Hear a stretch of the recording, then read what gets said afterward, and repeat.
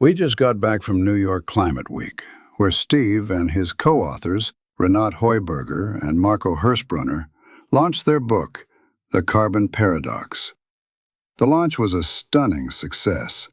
The first print run sold out almost immediately, and as we'll see in future episodes, the conversations it sparked were intense. But there was one question we heard everywhere we went.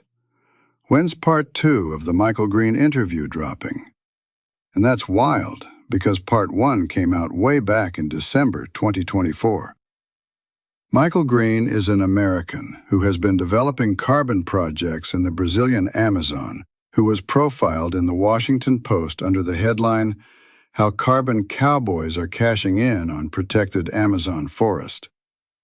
The story portrayed him as a land grabber of epic proportions. But Steve's reporting suggested something very different.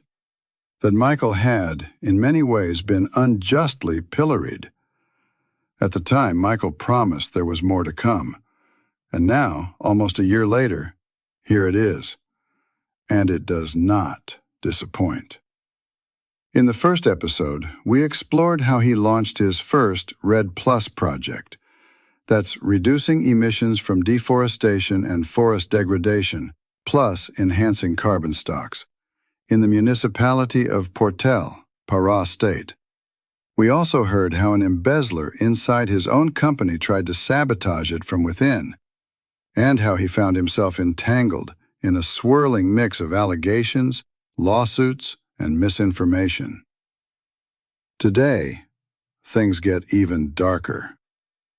We hear Michael's account of what he calls a coordinated $200 million land grab, one that reaches into local politics, organized crime, and even parts of the bureaucracy itself. It's a story that moves from backroom legal maneuvers to death threats and forged documents. And through it all, the question hangs in the air. Was Michael Greene a carbon cowboy, or was he the lone person trying to hold the line while everyone else looked away? Stay with us. This episode is wild. Man may be unwittingly changing the world's climate through the waste products of his civilization. There's a group of us now who are proposing that the Earth has actually entered a new epoch, and that is the Anthropocene. We know that the enemy is carbon, and we know its ugly face. We should put a big fat price on it, and of course, add to that, drop the subsidies. All right. Hey, Michael, people have been waiting for this follow-up for quite a while. Everywhere I go, people are like, hey, when's that part 2 going to drop? So we're finally catching up here. Before we dive in to the bigger story, I wanted to circle back to something that you just told me, something that would normally sound a little bit far-fetched, but seems to capture what you've been dealing with. And that's this issue of a fake WhatsApp profile. I didn't mention it because we didn't actually know what was going on until recently. But if you can recall, in around June 9th of 2022, I called you and I said I was going to be meeting my attorney that following Saturday in Chicago. Yeah. My attorney had called me and he was like, I need to fly up from Brazil. It can't be said over the phone. It's too critical. So he flew up and I was like, Steve, let's tag along for the meeting. Let's figure out what's going on. And the attorney said that somebody was going to or was already doing a deep fake of me. And he had basically picked up this from one of his contacts, but we didn't know what it was. And first impression was, they're going to deep fake my voice and try to create some crime that didn't actually ever exist, or have me talk about a crime that was never actually happening. It wasn't actually me, but the messages would look like it came from me, or the voice would. My dad's a prosecutor, or was a former federal prosecutor, and I talked to him. I said, should we get the FBI involved? And he kind of like, no. And he talked to some of his former friends who were retired FBI agents. And they said, if they do this, it'll be easy to show it wasn't you. So we just brushed it aside. And then in the last few months, we find out that they didn't actually deep fake my voice. They deep faked a WhatsApp. And it turned out. So what do you mean deep fake? You mean they just created a fake WhatsApp? Because I actually do remember this. Because when you were in town, I rode my bike downtown and I met up with you and your lawyer. And I remember you mentioning that you had heard that somebody was going to deep fake your voice and you didn't know what was going on. So I do remember that clearly. But deep fake a WhatsApp, or they just created a WhatsApp in your name? They created WhatsApp in my name because we hear chatter, we hear bits and pieces. We don't actually know what they're doing. And we heard a rumor that they were doing this. We thought it was they were going to use some sort of AI programming to have it appear that I was talking, but it wasn't even that. It was just they created a WhatsApp account, put my profile picture on it, and created conversations that I never was a part of or never even knew about. But they didn't do it to commit a crime. They did it so it looked like I was a political agent of Bolsonaro, the former president. And they were trying to like get PT, which is Lula's political party, to come after me. And they wanted to weaponize this so that they could basically railroad me out of Brazil utilizing government resources. We know that they took this to Governor Elder Babalho, which is the governor of the state of Pará, and basically said, hey, this Michael Greene guy is going against you. Look at what he's saying about you. And, I'm not saying anything about any of these people. We are absolutely a non-political organization. And the last thing we want to do is undermine some politician, because we know that if we were ever caught doing that, it would be exactly what's happening to me today. I have heard you make political statements, but you bounce around too. I mean, but that's private between you and I. And my political, if everybody wants to hear my political statement, it is Bolsonaro was really bad on the environment, and I'm very upset about that. And unfortunately, the political statement is now that Bolsonaro's gone, his movement is not. They have the Congress, the political side of the Brazilian Congress has embraced his 36 different laws that are designed to basically dismantle the Amazon and dismantle indigenous rights. Yeah, he kicked something off. I'm not happy about it, but we got to live with it, and I can do nothing about it. I'm a nobody. You've been pretty consistent in that, but you've basically criticized both sides. I think everybody can criticize both sides. Yeah. Look in the U.S. The bottom 80% can barely buy food right now in the United States. They're living paycheck to paycheck, and neither side is actually doing anything to fix it. Everybody can criticize both sides when they look at it. Why would someone go to these lengths to go after you, little you?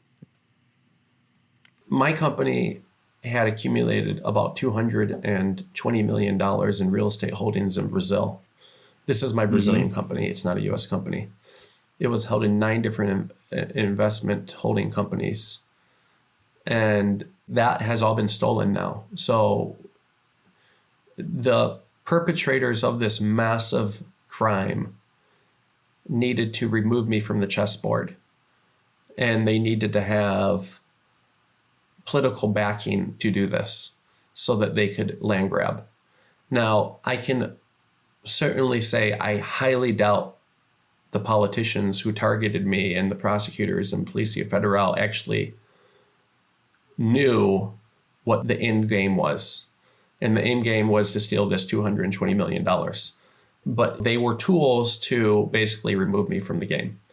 What you're saying is that there was a campaign against you and a lot of the people seem to be acting in good faith. Is that a lot of the people coming after you from the government side seem to be doing their job as they saw it? Well, I think some of them saw me as trying to undermine Governor Elder Babalho, which does not exist. I never did that. I've never done that. Actually, we emailed him numerous times to come on to help inaugurate the schools, and we couldn't get through to him.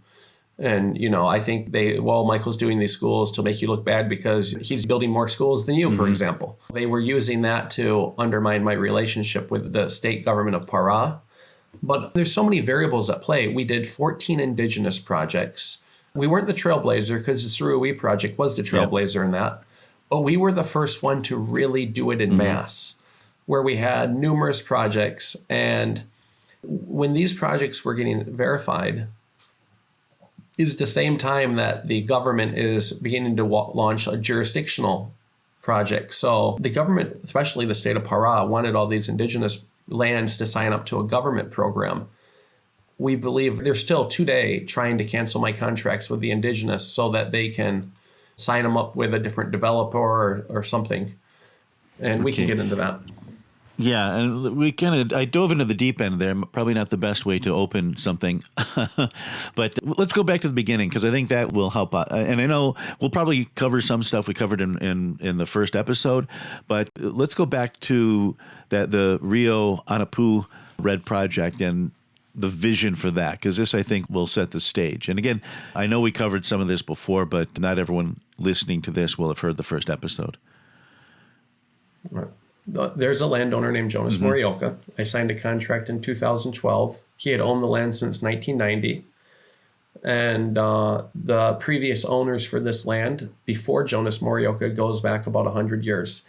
And even in the documentation, there was a guy in the 1960s from Colorado who actually owned the land. So as it passed from owner to owner, it wasn't the first time that this real estate was owned by an American.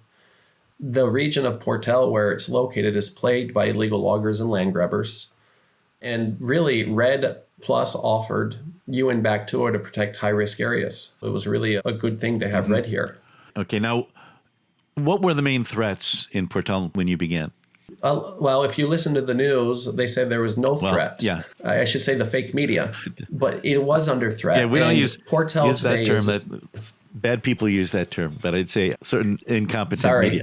But there's a lot of incompetent media writing stories about me. But besides the fact that every year between 25 and 50,000 hectares is going up in smoke in Portel, the reason I knew the Rio Napu Pacajá project was amazing is because Morioka had owned 715,000 hectares. And by the time it was 2012, 300,000 of those hectares were already basically cattle farms and already stolen from him not by a coordinated effort, but it wasn't organized land grabbing. It was just homesteaders going there, cutting it down, laying claim. And so I knew that eventually the Rio Napu Pacajá project area would be under severe threat. And because of that, it qualifies for a lot of carbon credits. So it makes it a really economical project. And a lot of this land grabbing is using government loopholes and electronic claims. There's a lot of criminal organizations that are involved in land grabbing. And more recently, my land that Morioka's had paid me in 2017 and 18 and 19, which was now actually worth a fortune, was now a target of a criminal organization to try to steal it. Let me get the timelines right. When do you believe it was that criminal organizations were trying to steal it? Was that from the very beginning or that came later? No, we think they kicked it off in the second half of 2021. Okay, that's how I perceived it as well. Okay. I do want to point out I did analysis on this for quantum commodity intelligence using Chloris geospatial data I went through. And when the project ended, deforestation did increase in the area. So it's clear that the threats were real. But you have a lot of things you're saying that I just don't have the time or the bandwidth to go and verify. But that is one, it gnawed at me. And I went through and analyzed the deforestation patterns, and it was very clear that in these project areas, deforestation increased after project activities slowed down and ceased. Correlation is not causation, but it very clearly says that the areas were under threat. There's too many variables to say the project was ending the deforestation, as someone can always argue that it just hadn't arrived yet, but it's clear that the threats were very real, and the patterns are pretty clear, and I can link to that in the show notes. Now, going back to the project itself, you've got threats to the forest. How did the project counter those threats? What was the theory of change? The theory was that there's a program in Brazil called the Cadastro Ambiental Rural. It's an environmental certificate. It's not a title deed, and it's not a document saying you own the land. It is a declaratory document that everybody in the state or in the country is required to get. It's mandatory by the government that if you have a homestead or if you have a title, if you have a possession, you have to get it. And the reason they want this is the government wants to know who owns what, whether it's like under this possession or homestead or squatter or whatever. And so what was weird about Portel is the community leaders that lived in the city were telling all the traditional people, don't get this, for years, ever since I showed up. This is mandatory. You can't tell them false information or illegal information. Oh yeah, don't get this. It's a law. You have to get it. So we saw that as the best way of helping these families who were facing eviction from illegal loggers. If they didn't cooperate, they basically got evicted. So we saw it as the best way to counter land invasions is to help all the traditional families gain this document. So what cost an absolute fortune, we paid for property surveys for 2,200 families, more than basically the entire government combined for the state. And we helped all 2,200 families get this environmental certificate. And it took 4 years to do it. And we had a full-time team working on it of survey technicians. And this is the same program that land grabbers abuse. So in our case, we were helping each family get about 70 hectares, also like 150,000 hectares total. Land grabbers would always go in and get like 1,000 hectares. But this document brought a lot of stability to Portel because land grabbers could see that this is off limits. Stay out of these areas because they already have people living there. And the other thing is we were trying to build 20 schools. We had a guy named Diego. He stole the money from 14 of them. We finished 6. And then for the election, the mayor of Portel stole 5 of them and used them as campaign events saying, hey, look at what I did for you. And he had nothing to do with them. I built them. I paid for them. We covered Diego. I think we covered Diego, that. But I don't think we covered the mayor. No, the mayor. Yeah, the mayor is named Paulo Ferreira. And Diego made a strong relationship with this guy. And this goes back to the deep fake. Diego came to me in October. This is time of elections in 2022. And he's kind of like my manager in the region. And he says to me, Michael, I'm the kingmaker of Portel. And I'm like, oh God, please don't say that. We're non-political. Do not. This is going to come back at you and it's going to come back hard. What Diego was actually doing was, because he was working for the land grabbers who were stealing the land, he's like one of their foot soldiers who does like the dirty work. He puts his name on stuff without actually having them show up. He was trying to create animosity in the political class of Portel by choosing a side and creating an opposition. And it didn't come back at Diego. It came back at me. So it was my money my company's money that was going toward all these social projects. And it was the political leadership that was using those as campaign events. I apologized to the opposition. I was like, listen, I had no idea they were doing this, that they were using the thousands of food baskets we were handing out to thousands of people as ways to promote themselves. And we can get into Diego. We're going to talk about him a lot. But I was really upset that he was creating an animosity toward me, and it was done on purpose. Like at the time, I thought he was just power hungry, but now I realize it was purposeful. Just like they were trying to get high up politicians to go at me, they were trying to get lower tier politicians to go after me, and they were very good. So back to how did we counter threats? We did water wells, 97 water wells in Portel. The plan was 1,500, but that actually, we had to postpone it because some city council members kept on forcing themselves onto our boat. And they were just like, I'm like, why are these guys going on there? I'm like, don't let the city council members onto the boat, because they wanted to go there and be like, hey, look at the water well I'm bringing to you guys. Water wells are extremely expensive to drill. So we postponed that and we never started up again because the project was suspended. And then we did around 250 lawsuits against land grabbers. So as these people coming in claiming 1,000 hectares, we would go basically sue them. Right. And we did 200, and we did it hard. I mean, if a land grabber came in, we'd go sue them every way possible: criminal lawsuits, civil lawsuits, every law we could find. We basically wanted to drown them in paperwork so we could leave it as an example that this area is off limits. That's what red projects are for. They're there to preserve and to prevent this from happening. And I wasn't going to go easy. If some land grabber wanted to come in, they had to realize they were going to get sued and get sued every way from Sunday. Yeah. Now, and one thing I just want to point out to listeners as well, I've been talking to you since I think it was 2016. I went back and looked when we first had contact, and you've been consistent in all of this. And the feedback I've gotten is either some people saying, wow, I'm glad this guy is actually speaking up and talking about the challenges we face. And others have said, wait, this all sounds a little far-fetched. How do you know it's true? And for me, one thing I can say is you've been consistent from when I first started talking to you. I remember when you were implementing this project and you were describing it and you were telling me how people in the village were telling the squatters not to get registered in the car. And whenever we go into somebody else's head, it's theory. You just don't know what's going on in there. But there were some people who were opposed to individual ownership. They felt everything should be managed communally. And so they were trying to discourage people from registering under the car. Your argument was that if people have ownership, if they feel invested, they're going to take better care of the land. Is that accurate as I'm summarizing that, or am I putting thoughts in your head?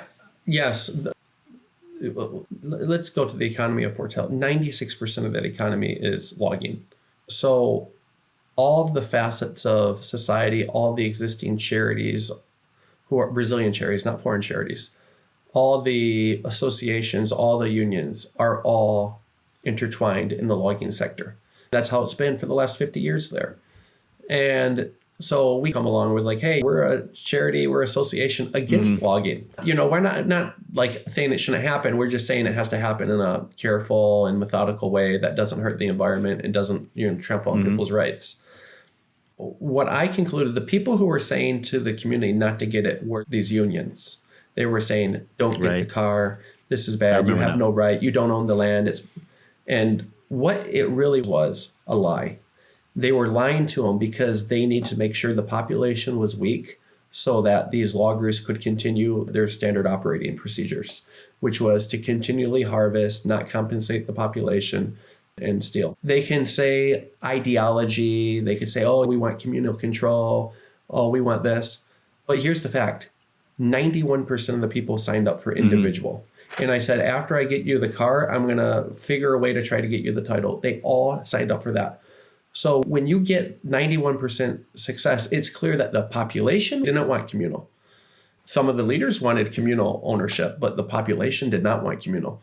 Unfortunately, in these parts of the world, leaders typically have their way to make things happen. And we can talk about what happened. Yeah.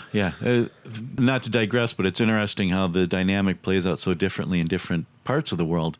In Kenya, we had a similar situation in Kajiado where areas that were under communal ownership went to do red, and one area that had voted to go into individualized ownership chose not to, and the dynamic was different. In that case, you had areas that were traditionally communally owned, and in one of the areas, the people had voted to implement individualized ownership, but it was just musical chairs. It was like who happened to be sitting on this patch of land at the time got the land, and so there was a sense that the shift to individualized ownership disenfranchised an entire chunk of the community.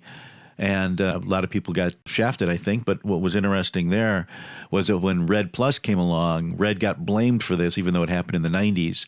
And I see that happening quite often. Anyway, I don't want to digress into that. It's just something interesting to point out. I think it's important to just help people understand how land ownership is handled in different parts of the world. And also, as I recall, when in the first half of this, we didn't mention Diego by name. I remember now, you were calling him the embezzler. At the time, you didn't want to name him, and then you published that dossier about the Washington Post's coverage, and you did name him there. Yeah, and at the time, I said, okay, if you're going to name him there, we can name him on the show. And then we just kept delaying and delaying. But so it is. So anyway, sorry about that. It's been so long. A lot of it's coming back to me. I should have listened to that afresh. I just glanced over it. Let me go back to what some of the newer stuff is, stuff we didn't cover then, because it does get really crazy.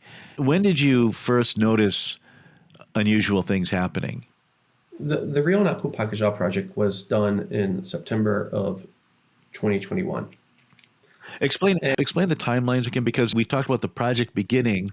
It started in 2012. We didn't start the official crediting period until 2016.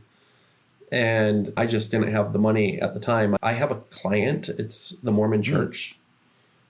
and they have a huge investment fund. So we would do a lot of consulting work for them back in 2012 to probably 2017. I can't go into too many details because I had to sign NDAs and whatnot. But I can say we sold a massive property to them. And I was doing real estate on the side to make ends meet. It was a property in the US we sold to them, so it wasn't anything in Brazil. And that gave me the financial wherewithal to really take Rio Napu Pacajá to get it going and get started. So we started the crediting in 2016 once I had sufficient money to fund things. And 2021, September, we finally had it verified. We issued the credits, we sold everything. And then all these weird things started happening right at that time. So let's pick up now we're back to 2021, I guess, right? So the first thing that happened was my Santander bank account was shut down in Brazil. And we wrote letters to Santander, why? Remember, I'm about to go build 20 schools. I have already built a brick factory to build the bricks for these schools. And this is where I think they use this deep fake. And we believe that people within the government working for the PT party were seeing me as a threat. I had enemies. I didn't even know why I had enemies, but they decided they wanted my bank account shut down. They wanted me out of Brazil. The next thing that happened is there was a huge area of Morioka land and land that I had received from Morioka invaded. And what they had done is they had faked Morioka's signature on a power of attorney, registered this power of attorney with the Federal Land Agency, INCRA, and we requested his land surveys, which are registered with the federal government agency, INCRA, to be removed so they can basically go in there and claim the land for themselves. So we're talking 35,000 hectares, so 100,000 acres almost. The next thing they did in late 2021, the municipal registrar at the real estate registrar's office in the municipality of Portel, the guy who was the registrar for the last few years was named João Carlos. He was basically fired, and a new guy came in named Dr. Marcos. I don't know Dr. Marcos's full name. I don't even know if it's Dr. Marcos, but I never really looked at his name. And you know what? I'd ask people to research that for me. I asked my attorney, they're like, don't get involved with this. This is obvious stuff that's happening and you don't really want to name anybody. And so right when I heard that the registrar was fired and they had a new guy coming in, I put two and two together that, hey, there's this huge land grab taking place already. A new registrar out of the blue comes in, and I looked at my wife and I said, somebody's making a major play to steal the Morioka land. The only way they would put somebody into that registry office is if they needed to do the titles. The other thing that started December of 2021, one of the traditional communities, it's an association of Joanna Pires and Association Dorothy Sting, initiated a process. They applied for a process with the government of Pará to create a public title, which would overlap all of the Pacajai project. It would overlap about 150,000 hectares of Morioka land and a big chunk of my land. And it would overlap around 30% of the Rio Napu Pacajá project. In the news, it says, oh, this title's been here. Yeah. It's been here for a very long time. It's been here since 2013. No, they only applied for the title in December of 2021. So this multitude of things all happened at the same time. And probably by January of 2022, I was like, oh my God, there's literally, we have land invaders in the south. We have public title invaders in the north. We have registrars being replaced and new guys going in. We have my bank account being frozen, so I can't even pay my staff or my attorneys. It's what the hell is going on? Yeah, I remember all that confusion, and I remember trying to understand it myself, and I was like a deer in the headlights. It was just too much. I still am. I still don't know. I'm just I want to get this out there because everything I've been able to verify that you've told me over the past decade or so has turned out to be factually accurate. But when you start to say this is the cause, I think sometimes you start piecing things together in ways that are probably a step beyond what we can verify, but the facts have always panned out. I remember also when you were starting to show me what you were calling them, the digital land grabs or paper land heists, and that you talked about one. Yeah. Can you maybe elaborate on that a little bit? Yeah. So there are two heists related to my land. The first is the public title, which went over about 1/3 of my company's real estate holdings. I know people are like, oh, how did Michael know that it wasn't 2013, it was December of 2021? Because literally on the application, it says we applied for this December 2021. So we dug in to figure out when they started this, which I wish the journalists had actually done their research instead of just saying that it was always there. That was completed June 30th of 2022. And the reason we found out about most of this, it was in the notes of this public defender. Now, the second heist was about 2/3 of my land, which were invaded by this group of shell companies and real estate surveyors, where they were, when it was done, inserted 100 different land claims, each for about 2,999 hectares. So the reason, if they go over 3,000 hectares, there's an automatic block that would be put on the title. So they had to go under 3,000 hectares. And they did about 100 of these. So it's about 300,000 hectares they're land grabbing. It is literally the biggest land grab in the last 30 years in Brazil. So we know factually they needed my title to fulfill their titling process. To understand this, first let's talk about the public title. In the public notes of the public defender that came after me, we investigated the initial stages of her investigation. And it stated the original complaint was made by a local traditional leader who was the president of the new public title that had just been inserted on top of my land. So this traditional leader basically complained that AMC Flour was ripping them off with a contract. And basically, AMC. Based on what I can see, AMC Flour is a logging company. Because this is an important thing. And I remember when you discovered them too. That was something that kind of came out of the blue. And another reason I keep coming back to you is that there's this puzzle, and we keep finding pieces to it that help explain a lot of what came before. When did you learn about AMC Flour, and what's their role? I probably heard about AMC Flour in August of 2023 after this public defender, Andrea Macedo Beheta, sued me. We went into her notes, which is all public record, and we wanted to figure out why the public defender was going after me. I'd never done anything wrong. In her notes, it said that I was not the original target of the complaint. The original target was a logging company called AMC Flour. And what AMC Flour had done is they had funded the creation of the public title that would overlap my land. And in exchange, there was a quid pro quo with the traditional community that the traditional community would get 20% of the carbon rights and about 25% of the logging rights. It was actually 50% of the logging rights, but it was after expenses. So when you throw in all the expenses, it would be like 25%.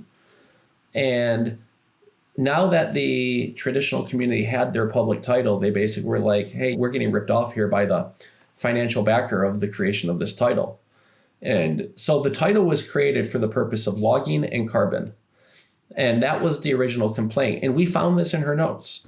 So sometime after August 6th, after AMC was the original defendant, the public defender took her eyes off of AMC Flour and went into me. I should point out that I have not had a chance to run this by her. I remember Quantum was trying to follow up on some of this. I don't know what happened there, but this is an interview, not an in-depth, all-sides reportage. But you're saying this is all public record. It's in the notes. Yeah, this is on the notes. So now this is not, what I'm about to say is not in the notes, but it's a factual rule of carbon credit projects. So AMC Flour cannot launch a logging project over this public title or cannot launch a new carbon credit project until the existing projects are removed. Their initial reason why I think the public defender came after me was because she started, based on appearances, I'm not saying she's doing this, so I'm not accusing her of anything. I'm just saying it appears that the goal now was to get rid of me so that AMC Flour could do it. But I also believe it's more likely to deep fake. It was more like all these politicians said, we got to get this Michael Greene out of Brazil. And coincidentally, AMC Flower just happened to be a benefactor. If Michael Greene's gone, they can do their carbon credit project over this new public title and can start logging.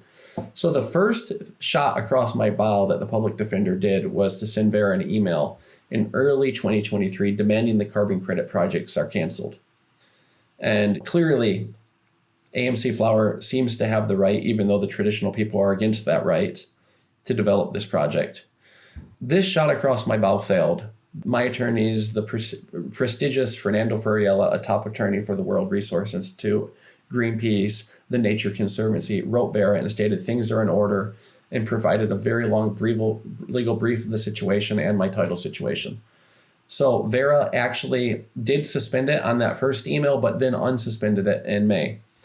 And when Vera unsuspended the project in May of 2023, I think it might have been late April, but I don't know the exact date, the public defender really had no evidence to go after me for anything. And Vera knew it, everybody knew it, and that's why Vera unsuspended the project. So the public defender created evidence. She, as Trump would say, she had no cards. So instead of desisting, she made her. That's a very serious charge, though. You're saying she fabricated evidence. No, she didn't fabricate evidence. Her basis was it's public land. Michael has no title. So on June 23rd, she requested the new municipal register that just started in December of 2021 to place a big cancellation on my title deeds. Okay. And then 40 days later, she's suing me saying, Michael's on public land. He has no title. Look, it's canceled. I'm like, you're the one who put the cancellation on it. So I'm sorry. It's maybe, I don't know if it's not creating evidence, but it's creating the ability to start a lawsuit. Yeah, it's not fabricated. It's not evidence. I don't know what it is. It's fabricating enough to have a legal grounds to come after. She implemented an action and then held you accountable for the action. So anyway, I think that's clear to people. Yeah, I don't know. An attorney would have to say exactly what she did. To me, she created the criteria necessary to start a lawsuit. And then I think it was like the 19th of July, 2023, she started 5 civil lawsuits against me. And curiously, she only included Jonas Morioka in 2 of them. And so 3 of them doesn't even have Jonas into them. And in every lawsuit, it's either my land or Jonas's land because it's all mixed together. This is the crazy thing. In one of the lawsuits, I'm being sued and it's not my land at all. It was 2 pieces of land, both of them exclusively owned by Jonas Morioka. And he's not being sued and I am being sued. So you already know right now it's like a witch hunt because it's like, hey, I shouldn't be in that lawsuit at all. That's Jonas's land. In this lawsuit, it's Jonas and me. And this lawsuit is Jonas and me. And this lawsuit is Jonas and me. But you could just see that I was the target. So much of this is coming back to me as well, because there was also this confusion. It was registered with INCRA, which is the federal agency. Then there was something with the local agency. I don't remember this. Yeah, let me explain. So you have levels of title in the Amazon, and it's crazy. If you go to Colombia, you have 1 title deed. If you go to the US, you have 1 title deed. In Brazil, you have 5 or 6 different documents you need to own a land. I honestly think they create the bureaucracy to keep things complicated and to allow basically land invasion to happen. So Jonas bought the land in 1990. He has a title deed. He has the registry. He has what's called a Cade de Manuel. He has tax records going back the whole time. He had the land registered with the federal land agency called INCRA, the survey, the outline of the shape. So all the little points that go around the borders registered with the federal government. And he had the TERPA origination documents for like where it came from. So he had basically, I wouldn't say it was like, if you had a rating A being like the best, Jonas would be like an AA, because the only document he didn't have was an updated ETERPA certificate. That's the state land agency. And Brazil's complicated in this. In Brazil, INCRA, because they're a federal agency, reigns supreme over real estate, except in the state of Pará. In Pará, the state agency ETERPA is above INCRA in hierarchy for like ownership, which I think is really weird. And just to give everybody a preface on ITERPA, this state land agency, they literally are raided by the Policia Federal once a year for corruption. I mean, you can just look ITERPA and Policia Federal raids. It's once a year. And I have crazy stories. So when we went in there to order the documents, and people are going to cringe when they hear this, I met with the Ovoduria. His name was Thiago. And I was like, hey, we need to order the certificate. This is fine. And then we go in this office and he's like, I'm not supposed to do this. You should probably hire this attorney and he can help you, or you can hire this guy I know and he can help you get this. And the survey engineer, he can help you get this document. So I walked out. I was like, this seems a little shady. He's recommending stuff and then he's making it very clear that he's not supposed to recommend stuff. So anyway, the next day, I'm literally at this meeting with a different survey company. And this guy walks in and he goes, hey, I'm aware that you were at ITERPA yesterday ordering the certificate and I can help you with that. And he's like, oh, pay me 3 million reais and we're going to wrap that up for you real quick. And I'm just thinking like, what? What is going on here? How do you know I was at this meeting in the first place? It was just surreal. I'm not going to say anything corrupt was going on. I'm just saying it was very interesting. I've heard this from a lot of Brazilians themselves have told me about this as well, but they don't like to go on the record. But I've heard stories about. Yeah, ITERPA. Let's just look in the news. I mean, they are always being raided by the police for this or that, and I think it might be the most raided agency in the state of Pará. There's specific instances that were saying that this guy who came to this office the day after that meeting was giving specific instances of how they were able to gain this certificate for people. And like, it was making me cringe because I just wasn't going to participate in that. I want to go to heaven one day. I just have to make sure that I live a life that is true. Well, yeah. I didn't know you were religious. No, we're like, listen, we can talk about, I'm Catholic. Yeah, well, I grew up Catholic. We talked about it in the first podcast. Yeah, I think it's coming back to me now. I grew up Catholic, but that is a whole other story. No, let's take a small tangent. Probably up until 2016, my faith was waning, but I have seen factually 5 miracles in the last 4 years. So as all this horrible stuff is happening to me, I have seen physical miracles almost equivalent to walking on water. Now you've got me curious again, and I'm afraid to open that can of worms because we'll be here forever. No, I'll tell it to you. I'll be very clear. Like, I was waning. I was a Catholic. I grew up Catholic. The faith was waning. My wife is heavily Catholic. My wife's family is heavily Catholic. And these people pray and they cure things away. I'll give you an example. My wife's mom needed double knee replacement. She was bone on bone. She couldn't walk up and down stairs. It was almost like when she walk upstairs, you can hear the bones rubbing. She said, I don't want to get the surgery. I'm scared of surgeries. So she went to church 3 hours every Friday for a month and healed her own knees. She's on her knees helping my daughters get dressed for school. I'm like, how are you doing that? I thought 3 years ago you had to get knee replacement surgery. He goes, no, I'm healed. I'm like, how did you heal it? And I'm like, God healed it. I don't know. I mean, I'm sure she believes that, but I need a hip replacement, and it comes and goes. I take meds, and I'm not going to get into a religious discussion. No, this has gone. It's not in the last few years. It has gone. It hasn't. It doesn't come. It doesn't go. It is literally, she has healed it. And there's others. There's 2 other medical cures. There's been crosses in the sky that my wife has seen. And then she pointed, Michael, there's a cross above us. And I'm like, what? There's a cross above us. And it's a symbol from God that everything's going to be fine. So we know that in this horrible persecution we've been going through, that God is at our side, because honestly, I never went to Brazil to hurt anybody. I've always wanted to just help and build these schools and build health clinics and do all this stuff. And I know if you are true to principle and you truly care, you're not actually trying to exploit anybody, that God will be there for you. This could be a fascinating discussion, but I want to keep us on track. And let me get back to the public defender, because you've made some pretty serious accusations. Do you think God's with her? Or do you think she's corrupt? I don't want to, I'm not going to say she's corrupt. I'll let the listeners decide. And let's just talk about the master plan. And I'll just go through this. This is a master plan to steal $220 million worth of real estate. And I cannot categorically state she knew about the land theft in the beginning.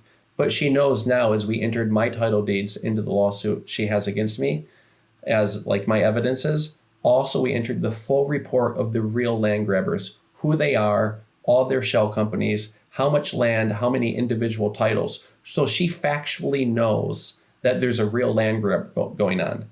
And she knows this is a major theft. She can prove she's not corrupt by canceling the lawsuits and pursuing the real criminals. And that's the first thing. Or she could go to the judge and say, hey, listen, I made a mistake. There's actually these other people, it turned out, that were actually stealing the land, and we need to add them as defendants, and we have to strike Michael Greene as a defendant in the case. Or she does nothing and continues, and if she continues the lawsuit, she doesn't look too good. But I can tell you this, in the last year, that lawsuit has not moved an inch. It literally is frozen. But I think for people to understand, let me explain a little bit more. She did not coincidentally or purposely assist the people stealing my real estate. She did not. I don't think she did. I think she's a cog in a wheel. I think that when she started, I think that her boss probably just said, hey, go after this Michael Greene. And she had no clue what she was getting herself into. I think she's in too deep right now, and she probably doesn't know how to get out of it. Because she's like, oh shit, he entered all the real evidence of all this stuff. And just so you know, nobody has gone after the real land grabbers. So everybody knows. I've done 27 lawsuits against journalists. We've put in all the real land grabbers. Nobody, 27 different journalists we've sued for claiming I was a land grabber. And in every one, we show the real evidence. And in our lawsuits against Diego for embezzlement, we show the evidence that there was this huge land grab. And the Policia Federal don't do anything. So let me explain how they did the land grab. I just need to throw in a disclaimer, because I have reached out on occasion and to the public defender, and I've not gotten a response. I mean, I have written about your situation in the past. I did that one big long piece in Quantum where we tried to untangle everything you said, and the Quantum team spoke to the public defender. We were able to have a lot of pieces of the puzzle together in one place. It's just that, every time I talk to you, you'll bring up something I hadn't heard before. So then I'm like, oh, now I have to go and verify this and double check this and triple check that. And then every time I've gone further, I've found that your facts hold up. Except for the cross in the sky. I never saw the cross in the sky. But so that there's two times. The thing is that I just want to make this clear to people. I would love to get her on. As I recall, because I was working with the Quantum team and they were speaking to her, and I don't think she speaks English. And I'm okay speculating on this as long as it's very clear that what we're really focusing on is your situation, what you're going through. And I don't know what's behind all this, but there's enough smoke that there's got to be some fire, and we just don't know the cause of it. I'm not accusing her of anything. I'm just saying she's a cog in the wheel. I think that the real land grabbers did not be like, hey, by the way, we need you to go after this American so we can steal $220 million in real estate. No, I just think that she got an order, go get this American out of there. I don't think she knew that she was basically being used by a bunch of land grabbers. She knows now because it's in the lawsuit. We put all the evidence there. But she knows that you're, she knows probably, she knows that you're saying that, and she knows that you've presented evidence to that effect. Yeah, I mean, if they're there, the land grabbers now own the land. They've stolen it. So let me explain to everybody so that they can understand. A title, the way that real estate works in Brazil, a title document that is between the buyer and the seller is created. This is a public document showing a seller sold a property and a buyer bought a property. When a sale happens, this is then annotated onto what's called the registry document. So the registry document will show all the previous landowners. In the case of Morioka, he bought the land in 1999. He gained a title deed, and he had that ownership change from the previous owner to him annotated on the registry document that he was now the new owner. This land is perfect for a heist, and I'm going to explain why. Because prior to 1990, the land was registered in the neighboring municipality's registry office called Brevis. Right. The municipality's name is Brevis. And before Jonas, it was a guy named, I think, Moser Duarte Pereira. He owned it for a few days. He was basically a confidant of the previous owner, Francisco San Mateos. And then before Francisco San Mateos was another guy. Before that, there was this guy from Colorado. And then before that, it was like a company, I think. Anyway, so when Jonas bought the land, the first thing the registry document says, this document has been transferred to Portel from the registry office of Breves, and the second annotation is saying Jonas Morioka is now the owner through this title deed that was registered. It was January, I think, 21st, 1990. So now Jonas is the owner. What the public defender did was say, it's public land and, it's a canceled title. But that's not actually accurate with what actually happened. So everybody's like thinking in the news and news media, Michael Greene's a land grabber on public land. No, the public land title that was placed on June 30th, 2022 is separate from the area of land that the land grabbers are targeting, which is a much larger area. It's like 300,000 hectares. So what the public defender did was cancel the Portel Registry's Office registry document for the Morioka land and my land. And they left uncanceled the Breves registry document. Breves, and the Breves is also a privately held title. So they're basically saying that in Portel, we're canceling these titles and it's public land, but they're ignoring a separate title in Breves that is also privately held. Okay. Yes, yeah. And so it's like Portel was a continuation of Breves. That's AMC Flower? In Breves, that title? No, Breves. Well, AMC Flowers with the public land document that's in the north. The private property is the Breves title is the who owned it from like 1920 all the way to 1985. The Portel registry document was who owned it from 1990-ish till 2025. Okay. So I should say that. I'm going to make that 1920 to 1989, and then it moved in 1990 till she canceled it in 2023. So she canceled this registry document in Portel, leaving the registry office document for the land in Breves. And what the land grabbers did with Dr. Marcos, the new registrar of Portel, after Morioka's was canceled, they re-emitted new title deeds for all the property in Portel as if Jonas Morioka's was never existed. So basically, instead of Jonas Morioka buying it in 1990, somebody else does, and these are the land grabbers. So instead of having the exact same number of hectares as Morioka, all the new titles in Portel are like 2,999. And then after Dr. Marcos got done with that as the municipal register in Portel, he has actually resigned. He resigned in the last year. He doesn't work there anymore because he finished his responsibility, which was helping these guys get the title deeds. And I'm not accusing anything, but from what the rumor is that these land grabbers also have the Iterpa certificate for the land from the state agency of Iterpa. So they now have the perfect title, and Morioka has been written out of history, basically. And this could not have been done without the public defender canceling Morioka's registry in Portel. Okay. Yeah, I do hope Brazilian Reporter picks this up and digs further, because there's just so much here. And again, if so much of what you've told me in the past hadn't panned out, I wouldn't be listening. Maybe one day I will see crosses in the sky, but... Steve, if your company, if you have a group of companies that owns $220 million of land and it gets stolen, you're going to dig. You're going to want to know exactly who's behind it. You're going to know exactly how they did it. They erased Morioka and continued the registry document as if Morioka never was there in the first place. Okay. And they had the inside man in the registry office. They had a public defender, knowingly or not knowing she was a part of this fraud, cancel Morioka's registry in Portel.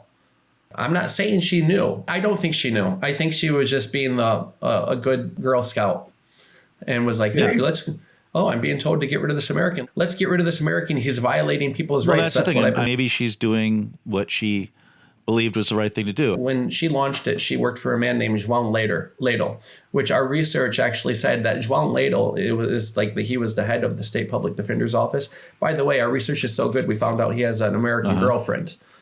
And I don't know if he's still with her. I hope not, because she probably could do a little bit better after what I'm about to tell you. Now, I know that things probably somebody was taking some heat because he was pushed out of the public defender's office and replaced within a year of this happening.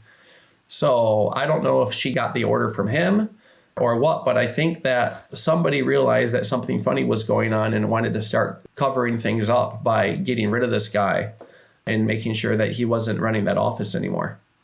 That's another coincidental event that happened. Yeah, there's just, again, I hope somebody down there picks us up and runs with it and digs further. I think we should take a little break and then come back. Let's hear from some sponsors because they're helping to make this possible, and we'll pick up afterwards. I'm here with Michael Greene. Michael, let's pick up where we left off. There's another interesting saga. You were accused of deforestation, and there was a photograph of you with a chainsaw, but you weren't even in Brazil when this photograph was supposedly taken. What happened there? Yeah, it was while they were stealing my land and doing this scheme, my house in Sao Paulo, where I lived for years. I was in the U.S. and my mother-in-law says there's a letter here from IBAMA, the environmental agency that does fines, and it basically was stating that in October of 2021, I was spotted in the Amazon, I think it said, cutting down 211 hectares. And the pictures of me with a chainsaw. Mm-hmm. And I was just like, what in the world? I'm in the U.S. I was in the U.S. in October. I was so embarrassed about this fine. I knew what it was. It was basically another way to railroad me out of the country so that they could get away with this massive land theft. So I didn't tell anybody. I was just ashamed. Oh my gosh, I don't want this getting out. I'm a red developer. I'm a preservationist. I would never do this. I was really hurt by this because it was really low blow on their part. And, but the photographs existed, right? I think they do exist, and it's like a bald guy because I'm bald. Uh-huh. And I guess he's with a chainsaw, but it doesn't really show the face. It's just like the back of the head. Okay, could have been me. Yeah, it could have been you. I told 3 people about the fine because I wanted to investigate it. So I told Diego, who we thought was amazing in mid-2022. He was absolutely the best person I ever had work with me in the world. But because he was doing this confidence scheme, he came across as, Michael, we're like family, you're the best. Always giving flattering compliments while he was stealing $100,000 from the operation a month. We told him, we told Zach Morioka, and we told my attorney. And the next time we got the fine, literally, my attorney was trying to get like all the documentation related to it. And IBAMA was playing games. They wouldn't release it. My attorneys, I'm trying to get it, but they're not releasing it.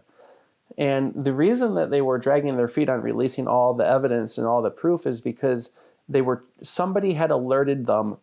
Now remember, I only told 3 people that I wasn't there. Diego, Zach Morioka, and my attorney. And they were dragging their feet because they were changing the fine. So when we finally actually got everything, it didn't say October of 2021. It said that Michael's employees were cutting down the forest and spotted in November of 2021. It changed things. Mm-hmm. And so I was like, that's not how things work. So we knew it was just basically bullshit and that they were just another way. And then the fines kept on coming. So we had 3 more fines. One was a situation where they accused me of deforesting 1,250 acres. And so that was, I think, August of 2023. We sent a boat out there. We talked to the traditional leader of that part of Portel and said, what's going on here? And nothing's deforested here. Mm-hmm. There's nothing here. It's not deforested. So that was like being fined for a crime that never actually took place. Uh-huh. And then there was another one where it was about 1,200 acres. It wasn't my property. It was Morioka's property. So he's the one who got the fine. And then there was another one that was also Morioka's property where I also got the fine for that one. So they were like, I don't think everybody actually knew which ones were mine and which one were Morioka, but whenever they want to throw a fine, they just threw it at me. So let me explain how these fines work. Whoever is the landowner in Brazil, based in the federal government records, is the one who receives the fine. And this is where my wife was laughing. It's like when they want you off the land to steal it, they claim you're not the landowner. But when they want to charge you for environmental damage, they claim you are the landowner. When they need you to pay the taxes because they want your money, you also are the landowner. So I'm like, this is hilarious. So every one of these fines accompanied multiple video conferences with Polícia Federal. I had to go on these calls. I had to put a suit and tie on, do the video call. My attorney would be there and they'd be like, Mr. Greene, you're in the Amazon cutting everything down. I'm like, no, I'm not in the Amazon. Very monotone. I'm not there. I live in the United States. I'm not doing this. But let me show you who is. And so I would show who is actually there because we had a team. Mid-2023, we had over 130 people working in Portel, building schools and health clinics and digging water wells and whatnot. So like whenever I got a fine, I could physically send a team there the next day and say, hey, investigate this. Let's find out what's really going on. Let's find out who's doing this destruction. Mm-hmm. So we could send somebody out there immediately, put them on the boat because we had multiple boats. I think we had at one time 11 boats in Portel. By the way, speaking of those 11 boats, when we shut down the operation, Diego and his crew stole everything. Mm-hmm. They took every one of our boats, stole it, and hocked them off for whatever cash they could get. So we could find out who the fines were. So on these calls with Polícia Federal, I'm like, oh, in this specific case, it was this Walter person. He's the one who's trying to land grab that area. He did an electronic land grab. Here's his name on the electronic land grab. He's the one who's cutting it down. He's trying to do a homestead. In this case, that was the original fine. On the one that was attributed to me, but it was Morioka's land, it was the major land grabbers. It was the actual people who were stealing all the land. They had cut down 500 hectares because from what we know, that specific group is basically dismantling the whole forest in that region. They stole 300,000 hectares from myself and Jonas Morioka, and their plan is to basically turn that into cattle pasture. Mm-hmm. So based on the law, they can cut down like 150,000 hectares, and that is millions of tons of carbon. And let me do the math really quick. Sorry, I'm going to just do this really quick. 75 million tons of carbon will go up into smoke because of this. Take 10 of the biggest coal-fired power plants in the U.S. and combine them all together in 1 year, and that's what they're doing. In a region that had no danger, was not under threat of deforestation. Yeah, it wasn't under threat because we had carbon credit projects. No, I'm just going back to the Washington Post coverage. It said they the Washington. Yeah, no. Nobody can say Portel. Portel has, for the last 15 years, always ended up on the government list of being either 1, 2, or 3 for the highest municipalities with deforestation. This isn't my data. This is the government data. Right. So of these fines, the most recent call we had with a Polícia Federal agent related to them was with her name's Carolina Canelis is her name. And she's trying to go real hard on me in the call, trying to be tough. You were there. You did this destruction. Tell me about why you're destroying the Amazon. And I'm like, do you know how much damage 500 hectares or whatnot does to a carbon credit project? And up until December of 2024, none of the public defender, the criminal organization stealing the land, the prosecutors who have been harassing me, knew that I had the uncanceled title deeds from Brevis Registry Office. Okay. They had not known this. That was supposed to be a secret. You're saying they knew they existed, but they didn't know you had them? Or are you saying that they didn't know they existed? No, they knew. Everybody knows that they existed because by this point, December 2024 is a couple years into this already. So she's like, you're saying that you didn't cut down the forest, but you are a land grabber. You don't have title. You have canceled title. And I'm just thinking to myself, she's turning the tables on me. She's trying to bring up the public defender's arguments. So I said, can I do a share screen with you? And my attorney's there, and we didn't talk about this, but I was like, can I do a share screen with you? I'm like, all of my titles are uncanceled in the Brevis Municipal Registry Office. And she went white as a ghost. And I'm like, can I tell you that my land is being land grabbed and nobody's helping me? And she says, we're ending this call right now. And this is the end of the discussion. I said, no, one more thing. Click off. She didn't want to hear it. She didn't want to hear about the real crime. She was absolutely like in shock. She had no idea that I knew. And just to give everybody know, because I'm sure these people are listening, we've always had the uncanceled brevis registry. We've always known about it, because when we did the due diligence on this land before Morioka paid it to me, I had 5 different law firms look at the title to make sure it was legitimate. Morioka owed me a lot of money. I wasn't going to take garbage. I wanted to make sure that I was receiving a good asset to pay off debts. And so all of these attorneys looked, and they all ordered the title documents from Brevis Municipal Office, and they ordered the ones from Portel, and they ordered the INCRA certificates, and they ordered the tax records, and they ordered this and that to make sure they were legitimate. And so we've always had the Brevis. And this lady just, I have never had another interview with Policia Federal since then. And they had other meetings that were scheduled in the future, and all of those have been canceled as well. Now, going back to this Zoom call that you had with the federal police, did you record that? Oh my gosh. Under Brazilian law, it's recorded. And we tried. I sent an email to her. I'm like, for documentation purposes, please send me a copy of it. No response. She actually blocked my emails. So I set up a different email, like a Gmail account. I was like, hey, I need to get the copy of this. And then it was like, please contact the help desk or whatever. Right. Like, she was no longer wanting to be involved in this. And it's possible Carolina Canelles actually did not know until that moment that I was the victim of a major land theft. Think about it. Her boss is saying, go after Michael Greene, try to do whatever you can to get him charged. In any case like this, I'm very sympathetic towards people in law enforcement who are conducting an investigation and they don't know who the bad guy is, and they're trying to do the right thing, and sometimes they make mistakes, and as long as they follow the rules, it's a tough position to be in. And I guess what you're saying is she thought she had a bad guy, but at the same time she didn't. If she just dropped off like that, she didn't handle it well. I think because she realized she was probably put up to it, and when she realized that I'm the victim of a major theft, she probably realized right then and there, oh my God, whatever is going on here, I want nothing to do with it. And they have literally disappeared. And by the way, you know how these fines, there's only one fine that's ever existed. And you know this because I know you've covered other stories related to environmental fines.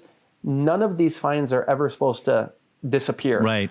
3 of the 4 fines have literally disappeared out of the system. Normally, under a legal situation, they would stay in the system. There'd be an annotation at the fine, and it would say, this has been resolved. Yeah. Or the perpetrator has paid the fine. Or in some cases, the perpetrator has fulfilled the requirement of reforesting the damaged area. Right. And in this case, 3 of the 4 have been removed. The only one that's still there is the original one. And for that one, I don't think I have to do anything. I think it's actually just kind of an archive. Yeah. No, my attorney says it's resolved. Yeah. No, I do remember that. There were a whole bunch of fines against a lot of different people, and some of them were overlapping on red projects, and a lot of them made no sense. I remember looking into that, and then I think Vinny Quantum was digging further. I didn't have the bandwidth, but I do remember looking into it, and a lot of them were fines that had been paid a long time ago, or there was one where there was like deforestation in an area next to a project, and it was a mess. It was chaotic. So you weren't the only one caught in that, and I guess I looked at it as a kind of a bureaucratic snafu. That stuff happens here, it happens everywhere. It's not just Brazil. Yeah, but this is a hit job. This is really just another tactic to railroad me, to scare me out so that they can try to steal my indigenous projects and to steal the land. Okay. I've also had a lot of death threats against, not a lot of your indigenous people have said that they've come under threat. What's happening on that? Is it something you're taking seriously, or is this just people making noise? No, this is a very sensitive topic, and due to that, I don't want to get into the details. Okay. I don't want to say who's behind it, which could cause physical harm to individuals. Yeah. Any detail will be able to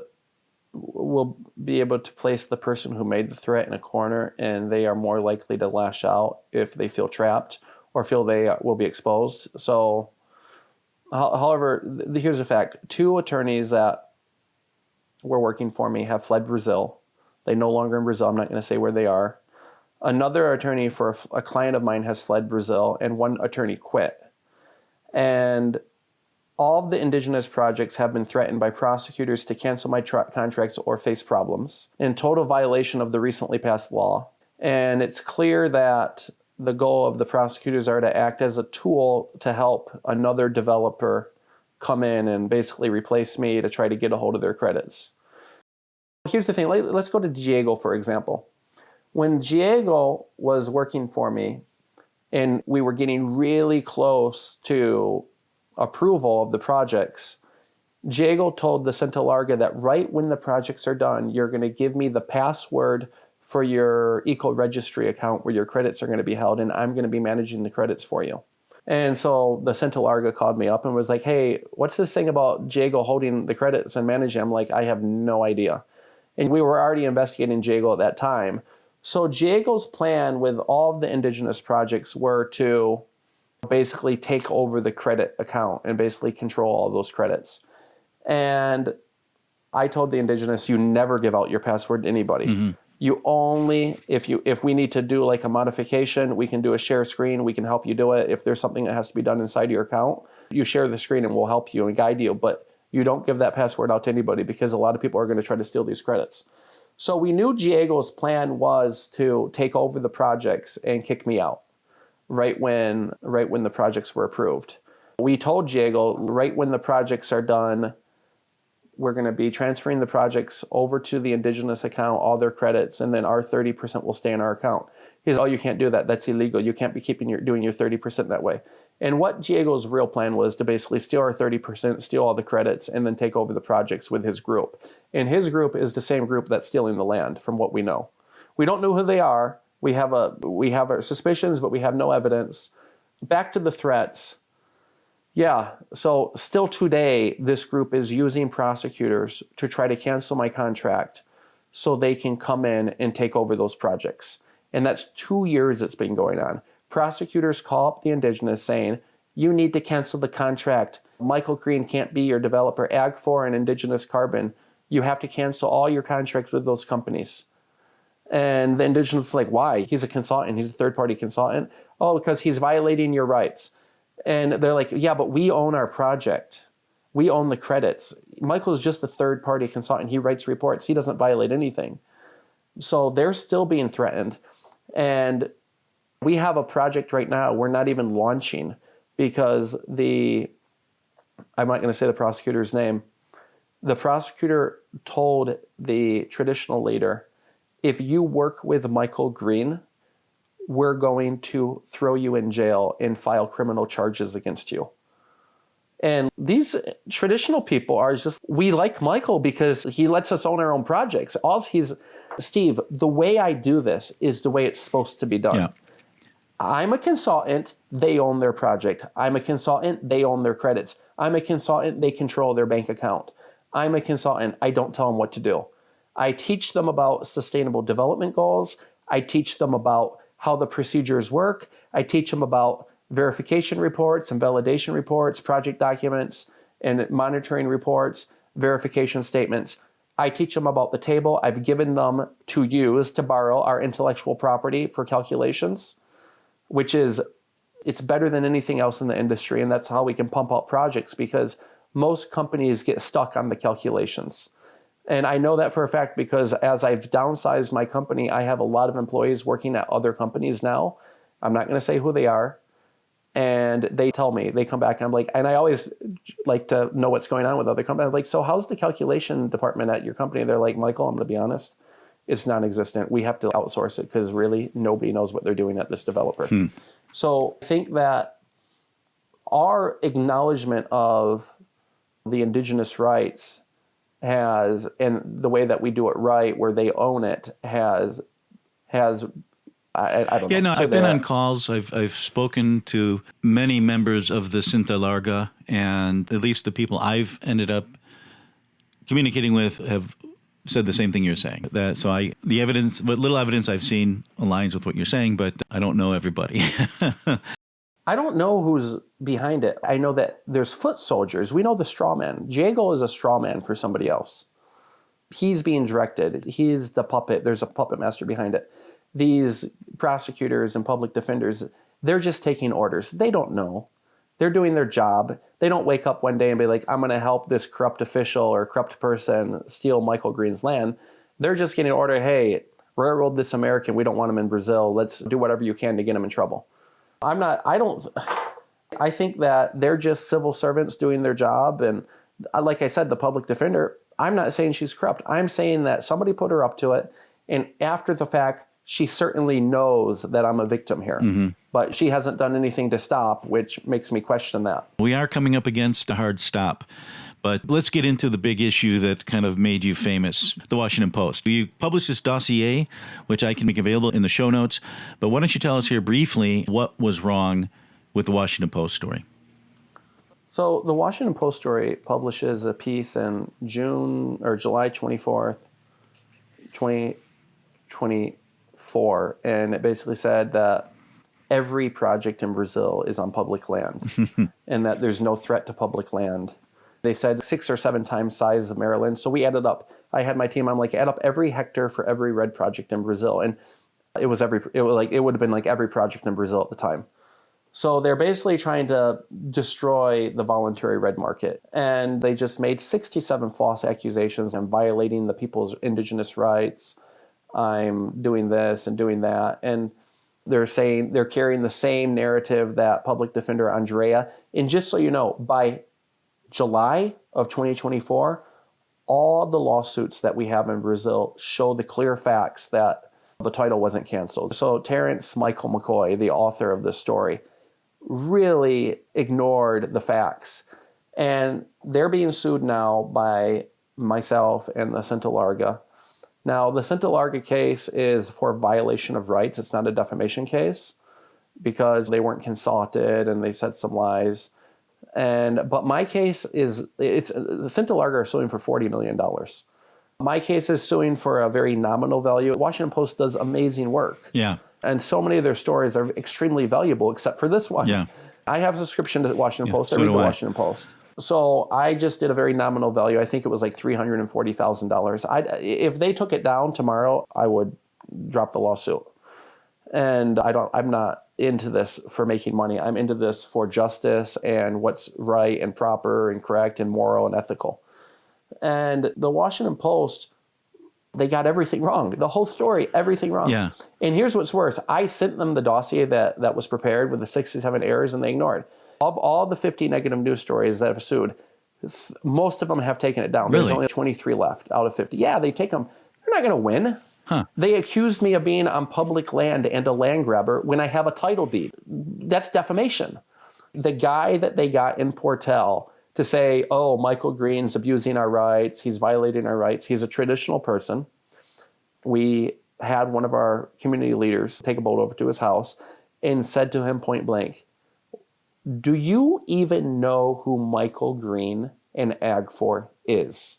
Because in the Washington Post, it says pretty disparaging things about Michael Greene. He goes, before Terrence Michael McCoy showed up here, I had no idea who Michael Greene is. Mm-hmm. And he put that on the record. And that's in my lawsuit. So they faked a witness. And it wouldn't be the first time a news journal did that to push a story. So this guy went on record for that. And guess what? He's 25 kilometers from the project. So why would he know who I was?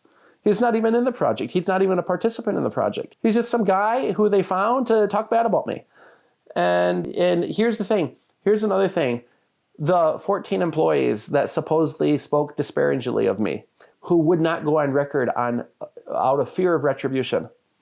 Listen, I spoke to all my employees who actually work for me, and everybody says, yeah, I spoke highly of you. The people that they spoke bad about me were people who worked for Diego's security company claiming to be my employees. And here's another thing. Ag4 is my public company that everybody knows. When I do a carbon credit project, especially for the indigenous, it's Indigenous Carbon LLC. It's not Ag4.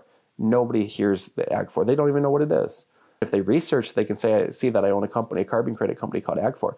In Portel, Ag4 is this horrible company that comes down here, violates our rights, basically. Something in that line of what people are saying about me and as witnesses for these news stories. Ag4 has never been used in Portel.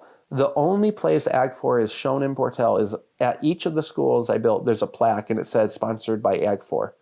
But the operating company and the company that people work for me, my employees, I have a human resources company and social services company called Friends of the Riverine. And my staff in Portel worked for that company. They never worked for Ag4. And so for people to say, oh, this Ag4 employee was talking bad about Michael, this or that, and there's nobody in Portel that ever worked for Ag4. So it doesn't even make sense. I've read the dossier and I've validated a lot of it. Some of it was based on my own reporting. And I also know that John Meyer, another reporter, was in that area, interviewed a lot of the people in the zone. And he didn't say you were perfect. I think he felt that maybe you hadn't communicated things as well as you could have and stuff like that. But what he did say quite clearly is that the people he interviewed, oddly, were the same people that showed up in the Washington Post story, and they said something completely different from what they said in the article in the newspaper. And so it's this weird thing that happens with this anti-red crowd and how they manage to get stuff in the media. I had this in the northern rangelands of Kenya, where people get quoted in the news, and it turns out they don't even live in the area. It's frustrating. I agree, and I take care of my employees. Nobody would talk bad about me. Mm-hmm. The ones who are, honest. I take care of them. I pay well. I pay above whatever they could make in other companies. Right. If they need time off, I said, if you finished your job, just get your job done. If you want to take this week off or that week off, you're fine. And everybody works remotely. We don't have any sexual harassment issues in the company. We don't have anything like that. The only people who spoke bad about me, and here's what's funny, Diego is the one, his team, I think it was Marcos or Michelle, brought out Terrence Michael McCoy, the Washington Post reporter. So already they're being escorted by the same people who embezzled and were trying to steal the indigenous projects, which is not a good start for the Washington Post to be like. That was in the dossier, I think. Yeah, I think it is. I think Meyer went there first, and I was talking to him. I don't know if he ever published his. No, he never did. He had done interviews. He felt that the communication wasn't as good as it could have been. He felt that people didn't understand the project as well as they could have. And I know I raised that with you, and I don't expect perfection anywhere, but it was interesting that he spoke to people randomly. Then the Washington Post comes out, and it's the same people. What are the odds of them randomly speaking to the same people he spoke to? It just doesn't make sense. And then when you said that he was escorted into the area by Diego or his people, that to me is pretty damning, and I think the newspaper should look into it. I have asked the Washington Post to comment on that dossier, and they never have. And it's annoying to me because, first of all, they are generally a good newspaper. I've got friends who work there. At least 3 friends of mine work there. They're amazing newspaper. They get 99.9% right except for this. Yeah, and how many stories have they screwed up in 30 years? Like this one and I think one other from 1993 or something. I mean, I'm sure they've gotten stuff wrong. We all do. And I've made mistakes too. But they did have that one case. I forget the woman's name. A reporter had won a Pulitzer Prize for a big heart-gripping story. I think it was about a child who was addicted to, I forget the details, but it turned out she had made the whole thing up. And she had to give her prize back, and the paper apologized and everything like that. And that was the biggest scandal to hit them. It's so important that we have trustworthy media, because of what's happening right now with the U.S., the administration in the U.S., we need to have eyes on all of this stuff, and we need to be able to trust those eyes. And when I see something like this, it infuriates me because it's undermining trust in an institution that we need to trust, if that makes sense. Yeah. Okay. No, Michael, I've got a hard stop coming up. Why don't we take a break here? I can drop a few commercials in, help pay the bills, and then I'll call you back and we'll pick up and wrap it up, because I do have a few more questions I want to get to. I mean, I don't want to break the flow, but I'm also getting a little foggy. So maybe we can pick it up in a bit. All right, that's fine. Okay. I can go cut my grass right now. So we were talking about the Indigenous Project. We were talking about the Cinta Larga. I think you explained yourself well, but I wanted to know if we could revisit this, because there was a claim in the Washington Post, if I remember correctly, that tons of money came in and they only got $4,000, something like that. It's been a while, I don't remember. Can you address that specific accusation? All right. So first, when we do any project, whether it's a traditional person, private property, indigenous people, we put a huge amount of effort into due diligence and analysis. We don't make irrational decisions. We don't make shotgun decisions, and we don't pull the trigger from one day to the next once we hear about it. We really want to make sure that if the project's going to happen, it's going to be correct, it's going to be fair, it's going to be moral, and it's going to be within all laws of the country we're working in. It's going to be within all international standards on human rights for traditional people. So what happened in the Santa Larga, they hired me, 3 different groups: Cooper Bravo, which is one group of Santa Larga; Pachamay, which is the main coordinating organization for Santa Larga; and Iritepuya, which is the Santa Larga for the Mato Grosso state. So we have 7 different projects for carbon credits with the Santa Larga. And like all contracts, they're legal, they're binding, they are fair. We don't take advantage of anybody. I think that people don't realize I have a very personal relationship. I'm friends with these people, not just their contracted employee. So what the Washington Post was trying to do is try to create an international scandal out of nothing. First, they implied $197 million came in. No. And Santa Larga have today sold no credits. So no money's come in. My company, not right now, because we're going on like the lowest budget possible. So we're just covering salaries right now for the Santa Larga. We're not doing a lot of social activities. We're doing salaries and we're funding events. So if they have to travel somewhere for this meeting or that meeting with the government, we'll fund it. We're not doing it. But when we were going, I was sending every month for social projects 250,000 reais a month. For food and medicine is primarily where it went. There's 1,800 people. And I know people are like, oh, Michael's sending all this money down there and it's getting stolen by the Santa Larga. No, it was going toward food and medicine. Because when you think about it, just do the math. 250,000 divided by 1,800 people. It is literally per month, it is $26 a person. Mm-hmm. It's nothing. Right. It's nothing. We do what we can. We buy them food. That's what we can try to do. We're not a big corporation. We're not a Fortune 500 company. I can do what I can. And that's what I was doing. So what happened? Iritepuya, which is the Santa Larga Association of Mato Grosso, had a president of the association. His name was Valdemiro. He was the witness in the Washington Post story. Valdemiro, not by my accord, not by any accord, his own people caught him embezzling the money I was sending. He stole 400,000 reais. The Santa Larga told me, I'm like, what happened there? I'm like, I'm in the U.S. I really don't know what's going on. And the Santa Larga, they're like, yeah, we had to remove him. He stole 400,000 reais from the social budget that you were sending down for food and medicine. And I'm like, oh, really? That sucks. Yeah, we're holding him accountable. He's been kicked out of the reserve, so he doesn't even live there anymore. He has no followers. The Washington Post said he has followers. He lives an hour away in the city. And what happened was, in addition to the 400,000 reais he stole out of our operational funds that were being sent down there for social benefits, he got bank loans for 300,000 reais and laden the Santa Larga Iritepuya Association with debt, and he put the money in his pocket. So it was something like 700,000 reais he stole from the Santa Larga people through just underhanded actions. And he got fired, he got kicked out, and he was Diego's guy. So Diego was basically like, hey, when this project gets approved, you're going to hand everything. We're going to work together and just siphon the money or whatever. I don't know what Diego said to him, but I can imagine it's something like that. So Diego, when he got booted because he got caught embezzling from his own people, and that's Indian law. The indigenous people have their own rules, their own law, and I'm not going to get involved in their culture. I'm all hearing this after the fact. And Valdemiro is living an hour out of the reserve away. His mother is still in the reserve. He has no followers. And Diego goes and gets him and takes him to the prosecutor's office and said, let's go make a denunciation against Michael Greene because we want Michael out of there so I can take over the project. And then if you do this, you're going to be back in charge. And so that was what they tried to do. They just tried to do a scheme to the Arequipa has 4 different carbon credit projects. And that was a horrible scheme.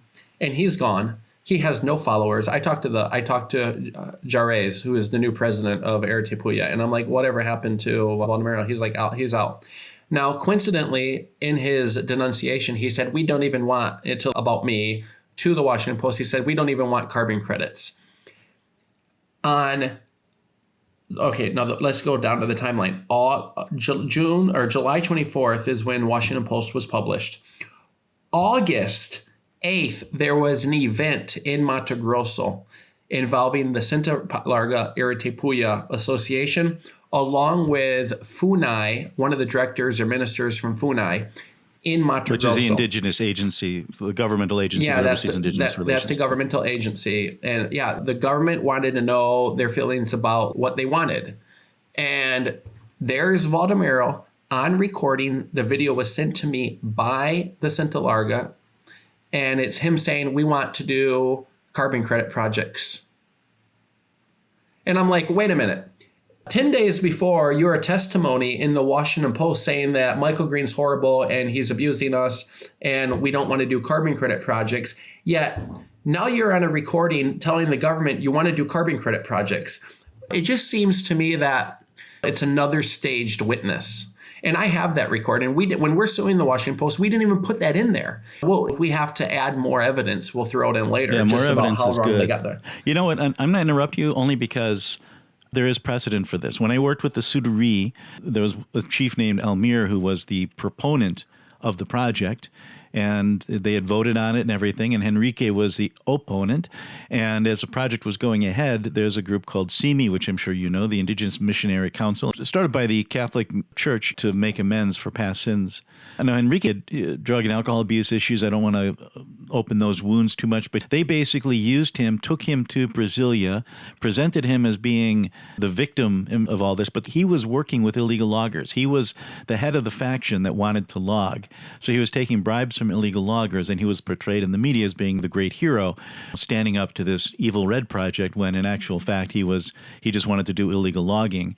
And at one point there was there had been threats against Elmir, and one of them came from Henrique, who was drunk at the time, it turned out, and he was very apologetic. But I just want to say this: there is precedent for this kind of stuff. But there was this thing in the article, and where you were basically telling them that they had to pretend that they were running the show, but that you really were pulling the strings. No, it's one text message. Okay.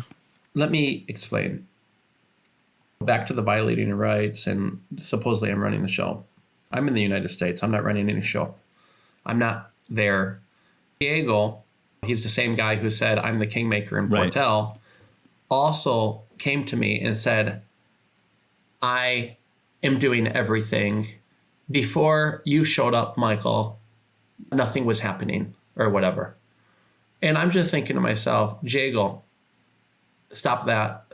Stop taking credit where credit's not due. You live 1,000 miles away from the Santa Larga.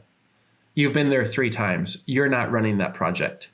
And I said to him in a text message, I don't want anybody thinking white men are running these projects. And Diego was trying to like claim he was running the projects, and he wasn't. The Santa Larga run their own project. And to the rights violations and everybody's, I'm taking advantage. Let me explain, and this is very important.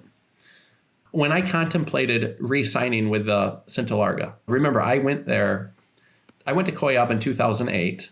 So this is a long time ago. Tell people what Coyab is. Coyab is like the largest indigenous council for the country of Brazil. They represent almost all the indigenous groups as like a non-governmental organization. At the time, they were in favor of red. Now I don't know where they stand. But they said, oh, Michael, let us present you with the Santa Larga. The Santa Larga are interested. I never approached the Santa Larga. I approached Koyab. Koyab put their feelers out to which indigenous group would want to do a project. And they brought the Santa Larga to me. So at the time, I was looking for investors, and I brought in a company called Viridor. It's a new company out of Florida. They had $15 million of seed money. And it was 5 friends from college who got together, or high school, I don't know where they are. And there was one guy who was super rich, and he seeded the Viridor with $15 million. So I brought them down to meet with the Santa Larga, and they took it from there. Viridor said, thanks for putting us together, and we don't want to pay your fee. So I was like, that's fine. And I went off and worked with Morioka on trying to get his projects going. So the whole time I was jaded about that because I wanted to stay with the Santa Larga. They just didn't want to pay me 3%, which is all I really wanted. And I saw the Surui having their project, having troubles. We went to the Surui kickoff meeting, I think in 2009. I was there. I was invited by I don't know if it was Koyab or the Surui invited me. I don't know who invited me, but I was in a room with... Yeah, Almir at the time. I don't know who it was there. Almir was the head of... I met Almir. Yeah, he had been the head of Koyab at one point. I don't know if he still was at that point. So he was working very closely with them. So I can see why there'd be some confusion.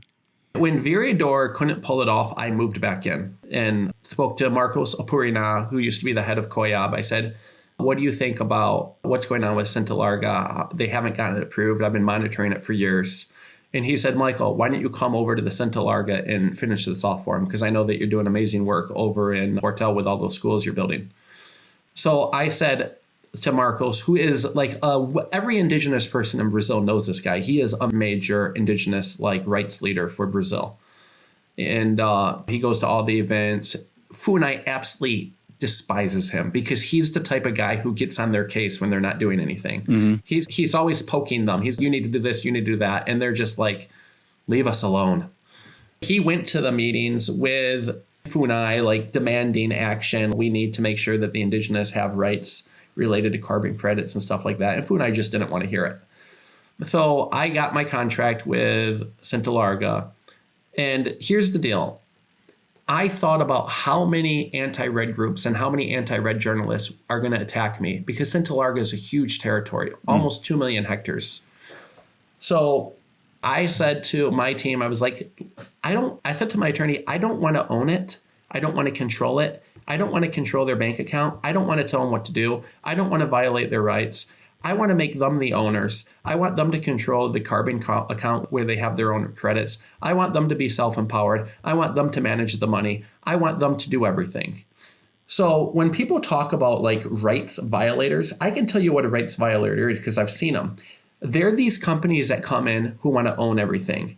They want to control the credits. They want to control the money. They want to tell people what to do. And they want to have that control because they're going to be abusive and they need the control so that it's hard to kick them out.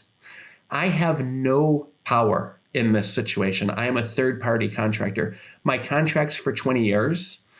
And 2 of the groups said, thanks for helping us get the projects approved. We don't need you anymore. You've taught us what sustainable development goals are.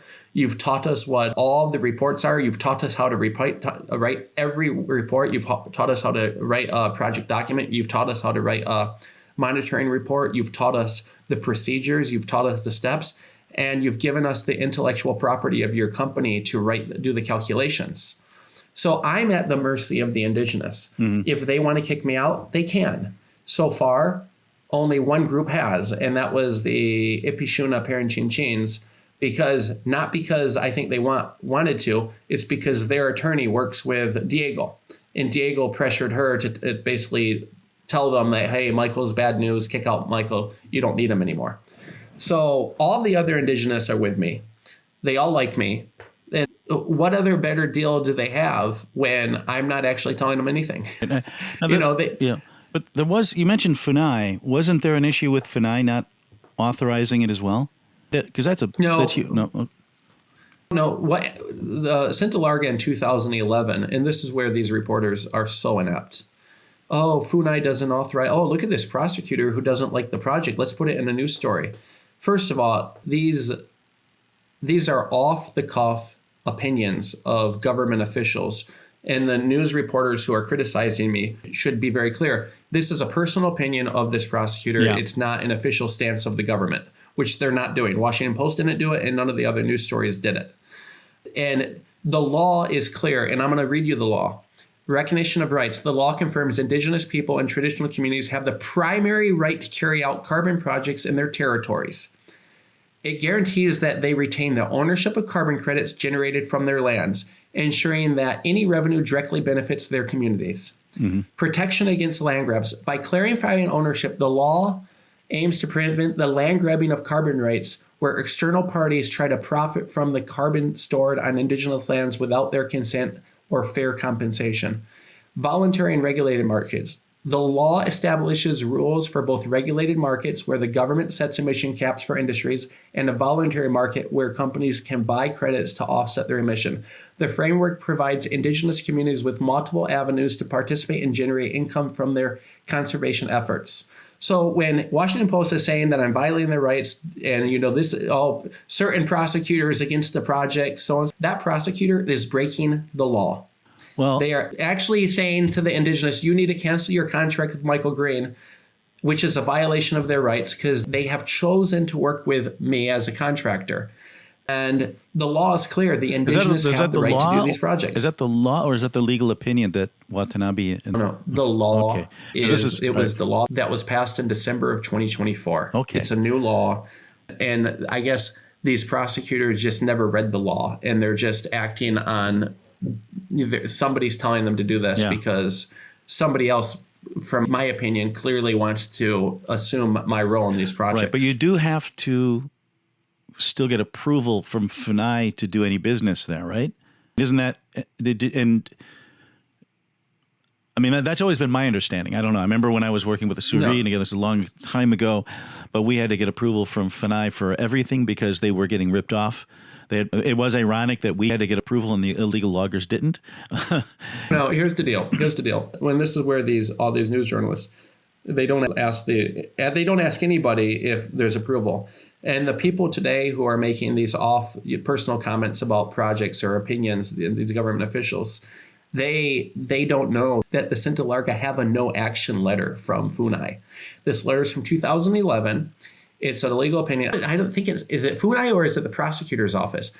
And it says, you can do what you want. We're not going to interfere in your project because I think it was a letter where the Santa Larga were asking for the government to participate in the project. And the government said, because there's no current legislation regulating the carbon market, we cannot participate in your project, but we also cannot tell you that you can't do it. So they have the right to do it. And all of their contracts with me were signed before. And here's the thing.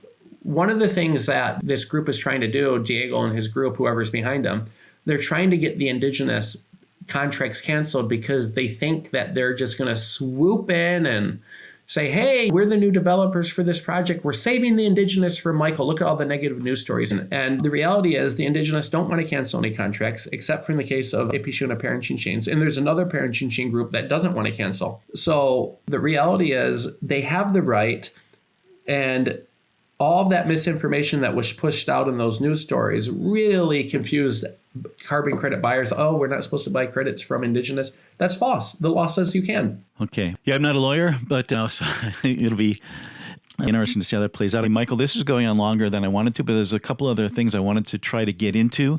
I've got to hop on to another call. Do you mind if I drop in a few more commercials here and then we can pick it up, or are you as tired as I am? Okay.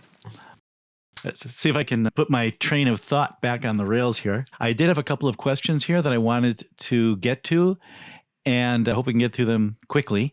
One is just, I don't really know, and I probably should have opened with this. I'm not sure where things stand right now. Are your projects up and running again, or where are you at? Yes. The Rio Napu Pacajá project is in limbo right now. And I don't want to give too many details just because the community leaders on that one have faced horrendous pressure to do a different type of red project. And I don't even want to say because I'll offend people. Okay. but they're under severe extreme pressure. And they want me to go into verification immediately. And until things cool down, I've just said, hopefully this storm will pass and then we can get that thing back on track. It is operational. I'm going to let you know I am funding it still. I'm still sending money. We sold credits, and I have a responsibility to the forest and to the people I was helping to fight for them. And I have 14 half-finished schools there. And I would like to finish those over the next year and a half. And I want to start in 2 to 3 months. Mm-hmm. It's not even for the project. It's more for me. I just want to help these people. How many credits do they have unsold? Or do they have credits that have been validated and are unsold? No, there's no credits available. I get calls all the time for the Real Not Pupakaja project, literally 3-4 times a week, because people know that there's 20 schools going in. Right now, it's just, I said I was going to do something, and I'll break myself to do it. That's how I am. I'm going to fight for these people. And we'll get those schools done. It might not be as fast as we all want, but we're gonna get them. I just don't want to do it right now because the storm is still brewing. And maybe these people, maybe the public defender will realize that she was used by other people. And maybe she'll back off and then we can get things going again there. Or maybe she can apologize and say, be like, Michael, I realize I was in the wrong. Let's work together to help these people in Portel. One thing new that you don't know, I am actually suing the land grabbers right now. The land grabbers in the South, I don't know who they are. What I know is who their strawmen are. So I know this Ronaldo Robson. There's another guy named Jardel. There's another guy named Moises. And these are the survey technicians. So there's 4 survey technicians that inserted all of these land claims. They are strawmen. There's 28 different shell holding companies, all from the same region of Brazil, which are the new holding owners. Behind those straw companies are other straw men.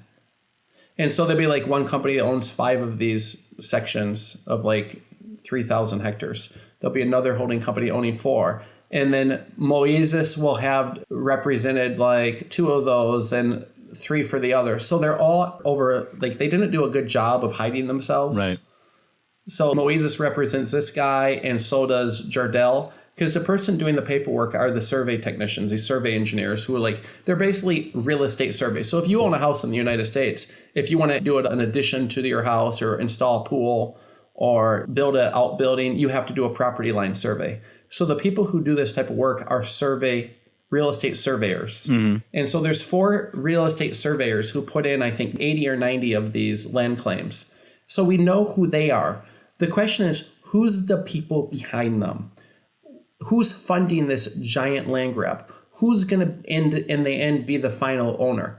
Because eventually they're going to sell this land. And when they sell it, we're going to know, and my lawsuits will still be going on. So literally, I think that in the end, they're basically going to say, listen, Michael, can we pay you something to go away? Whoever the land grabber is. And I'm going to be like, listen, I'll do that deal. Let's do that deal. Pay me to go away. Because that's in their interest.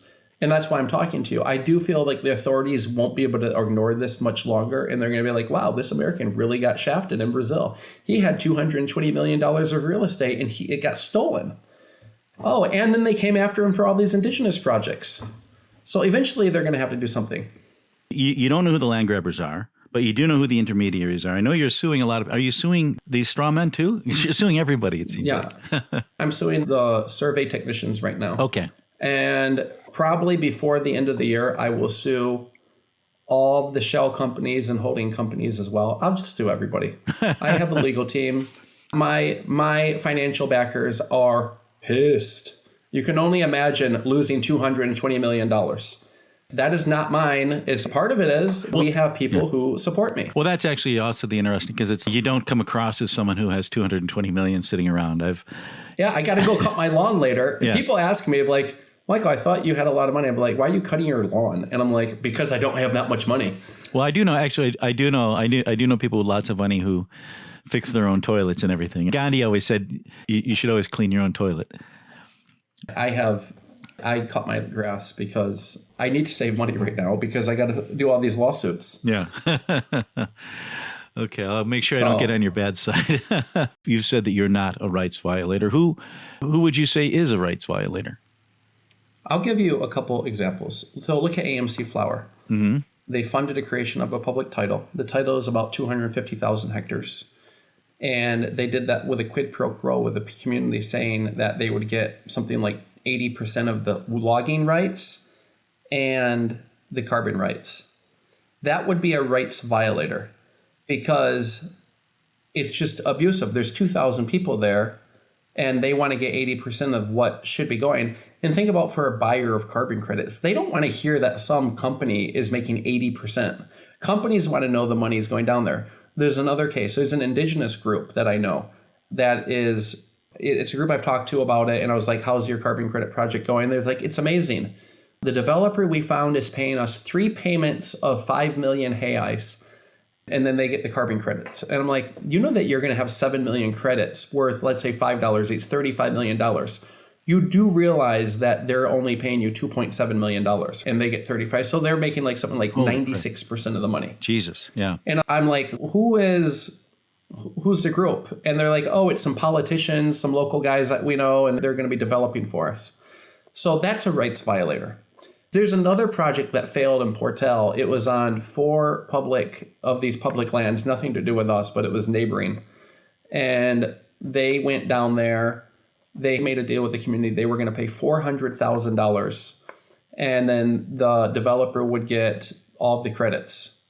And so I calculated something like 90% of the money would go toward the developer. And what happened was that actually was in the news. The community realized they were being ripped off. And they told the group that we're going to break your contract. And then that group started threatening people.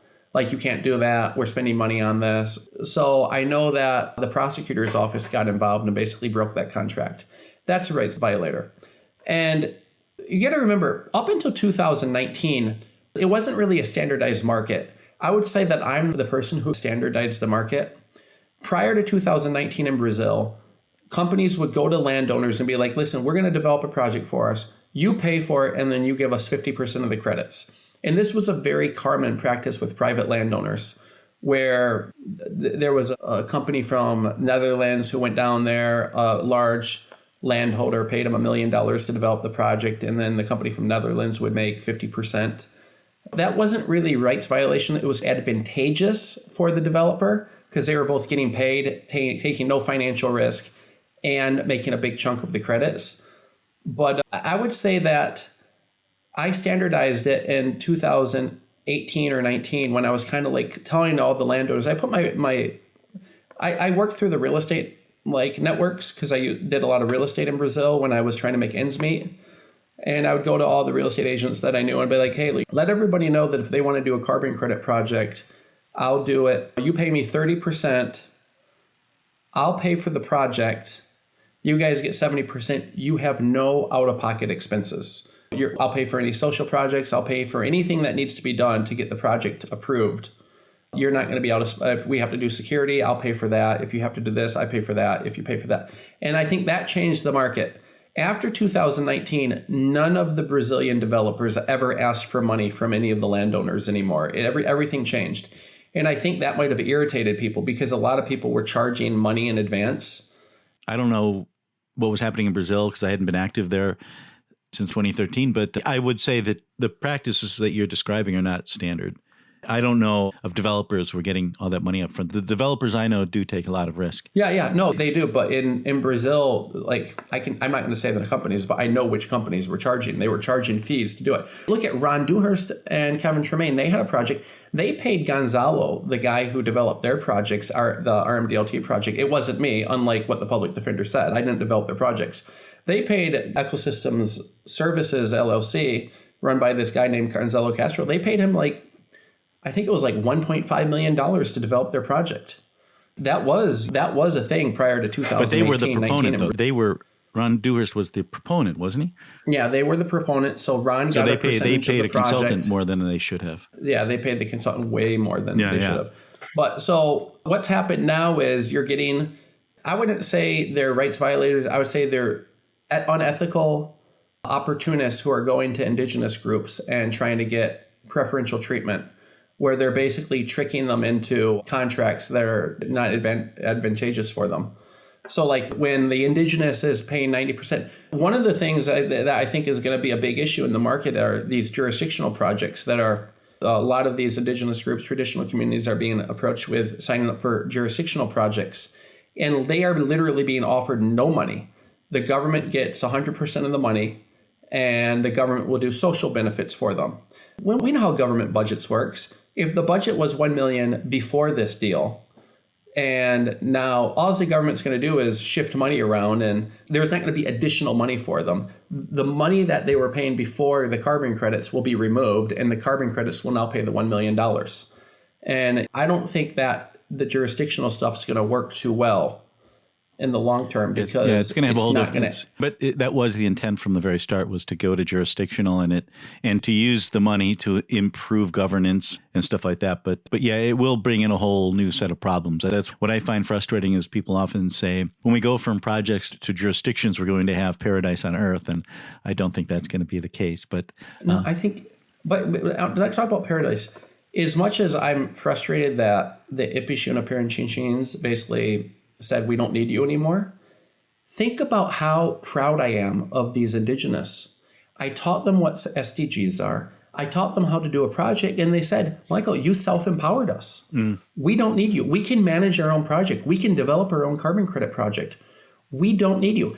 I don't have any bad feelings about that. I am proud of these indigenous for being self-empowered, and that's what we want. We don't want jurisdictional, like where the government's basically managing their project. We want proper education and empowerment of these communities. One of my biggest fears, especially with some of my groups, is how will they use the money? Will they follow through on the SDGs? And that is a fear. I want them to use the money the way that we planned, and I believe most of them will.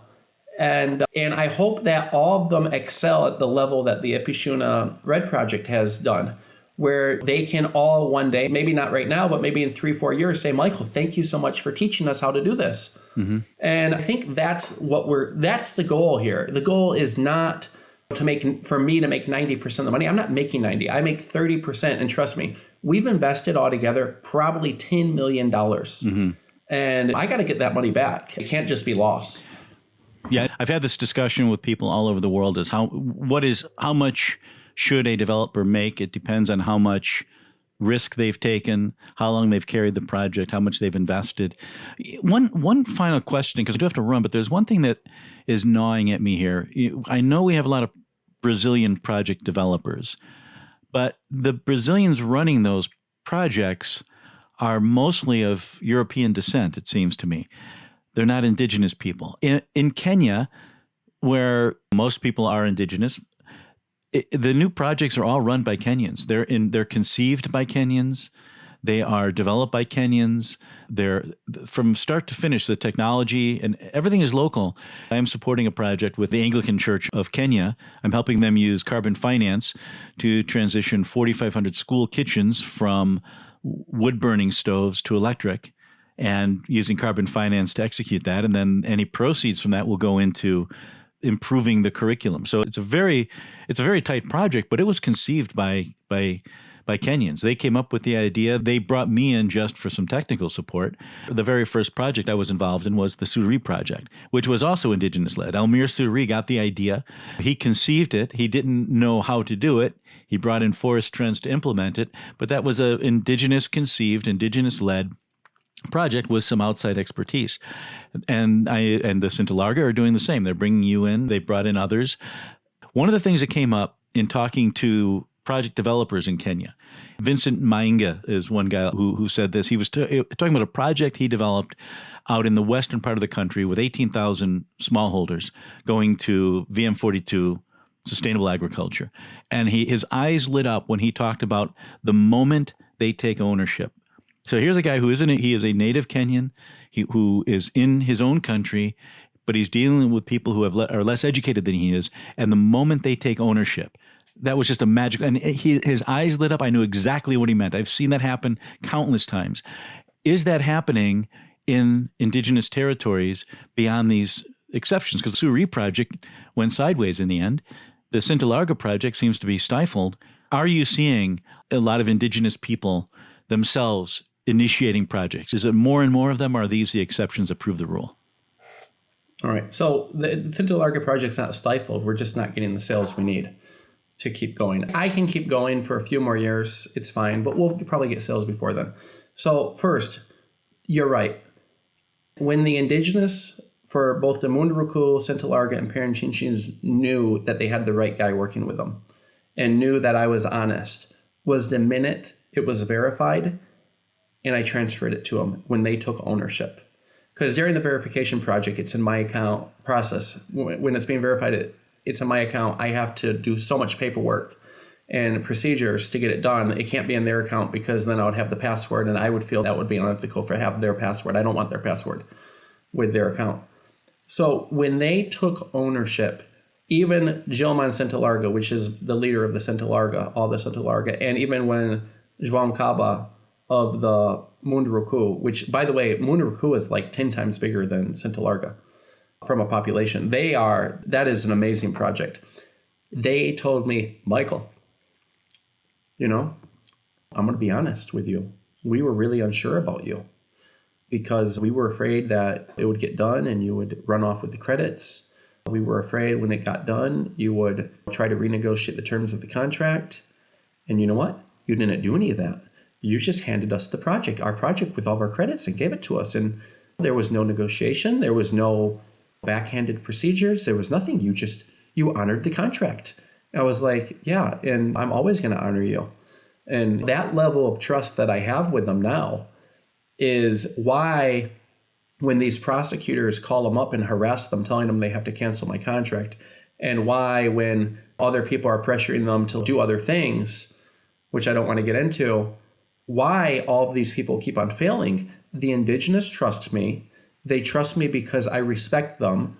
They trust me because it's honest. Now, let's talk about the ownership. Most of the core developers in Brazil, these are Brazilians from European descent, are based on Sao Paulo, some are in Rio, some are in other places. They are the main developers. And they did not rush off to do indigenous projects. And I thought that was a little bit weird. And they weren't doing it. They didn't seem to think it was interesting. However, when the Washington Post story came out, new developers arose all over the Amazon and all over Brazil and approached basically every indigenous group south of the river, and they all signed up. There's probably 40 to 50 indigenous projects now in Brazil. Thankfully, due to the Washington Post, by the way, it backfired, guys. You were hoping to break me so I would walk away from my project for whatever reason, whatever your motives were. And all you did was alert everybody that these projects existed because they didn't get a lot of coverage. And all of the other indigenous realized that they can do carbon credit projects now. And new developers went there and signed everybody up. So like the Araras in Pará, which I wanted that project so bad. Arara project in Pará, when that project gets out, it will be the #1 project in the world. I don't know that it was like Dr. Somebody is the developer. He's just a Brazilian guy. That project is going to be the best voluntary project. It's 700,000 hectares. They already had 100,000 hectares butchered by cattle farms. So you already know that the crediting on that thing is going to be off the charts because it's under severe threat. Right. And every one of these guys, I had a project with the Kayapo. I backed out. Another developer's there. I'm happy for them. Part of the reasons I backed out is they had 8,000 hectares deforested, and I couldn't get a lot of evidences I needed to make it happen. But I'm happy for them that they have their project and they're going. So everybody's doing it. Hikbiksa has it. Rio Branco, Whale Nana, I can't pronounce it well, but they have it. They have a huge project. Yeah, they have a huge project now. It's 2-3 million hectares right there. So Washington Post, you thought you were going to stop the indigenous red market for the voluntary market, and all you did was explode it. It's awesome. Everybody's doing projects, and they're not with me. And when I see that, I can't be a target anymore because they can't tack everybody. They just can't attack them.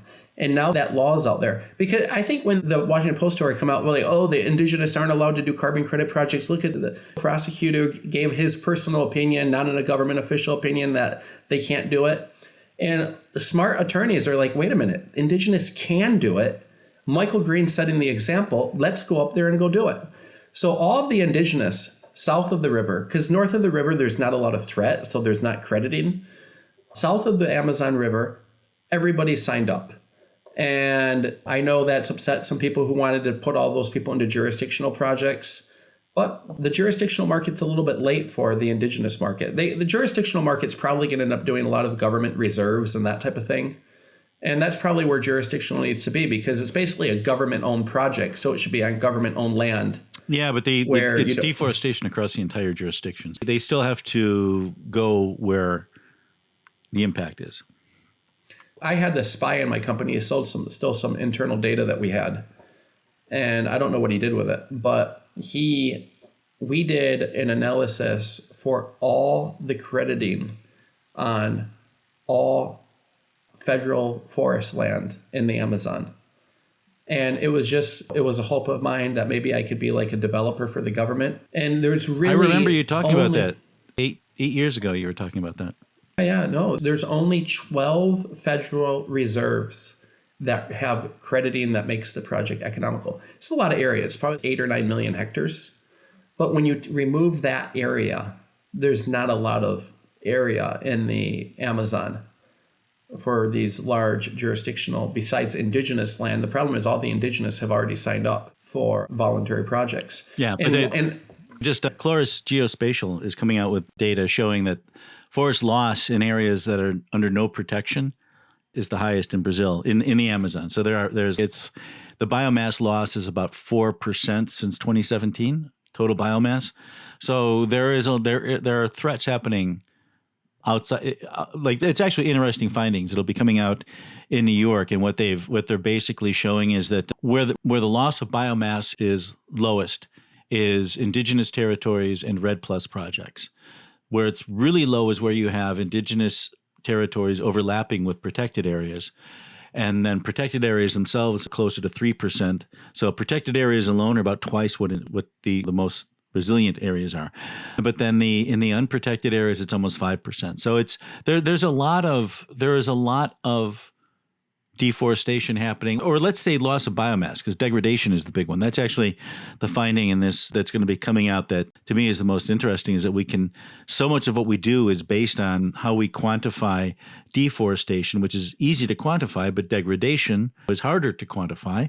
It's really much more of a gradient. And I think that is going to be the next frontier, is moving away from the frontier, so to speak. I'll comment that. There's also how these scientists are coming out in 50 years, the Amazon rainforest will collapse.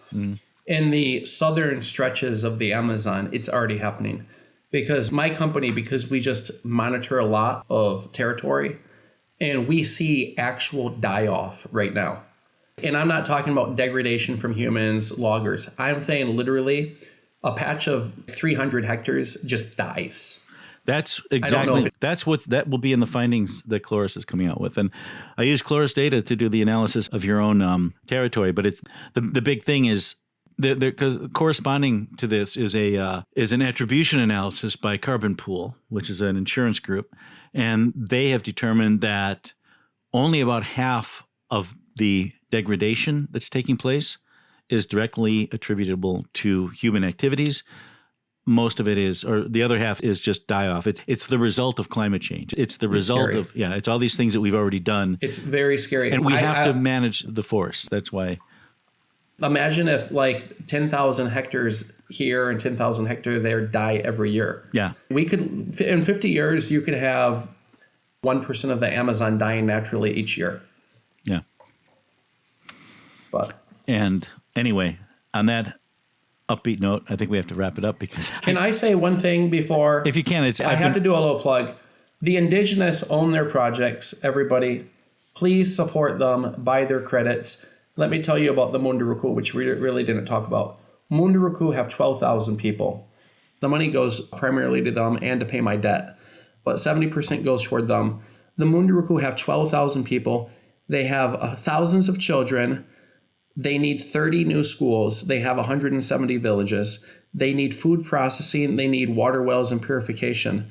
The Munduruku I did not tell them to do this because I didn't think they would if I asked them to, but they did it on their own. When they knew their project was going to get approved, they went and turned in all of the illegal miners. They have all these like thousands of gold miners on their properties. And they turned them in. And I said, I didn't ask you to do that. And they're like, Michael, we're going to have a substitution of money from carbon credits, and we really need that money.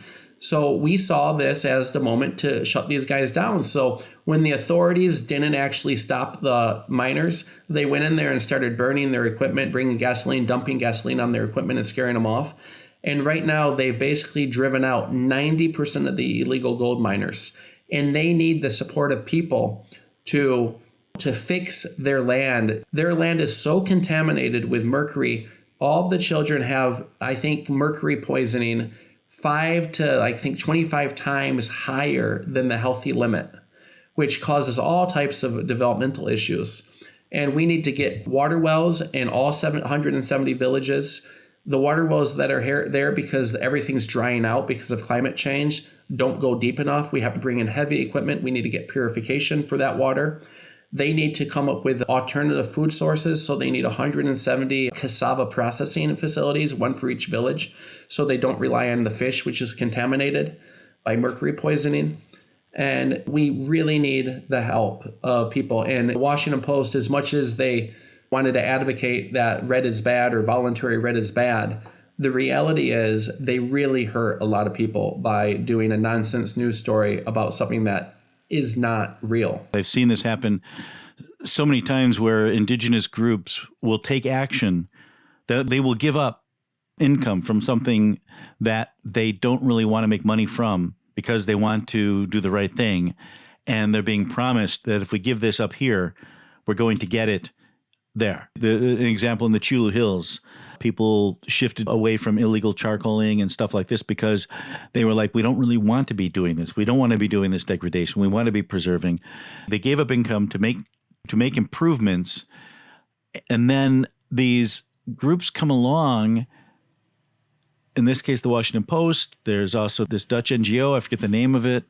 They come up with this. They basically take the money away from them after they've made the positive changes. The Suri was the same thing. The Suri gave up a lot of money from illegal logging in order to implement this holistic management plan.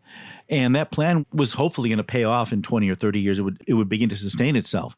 But it got yanked away before we could get there because of groups that claim to be acting on their behalf. And that, to me, is just sick and wrong.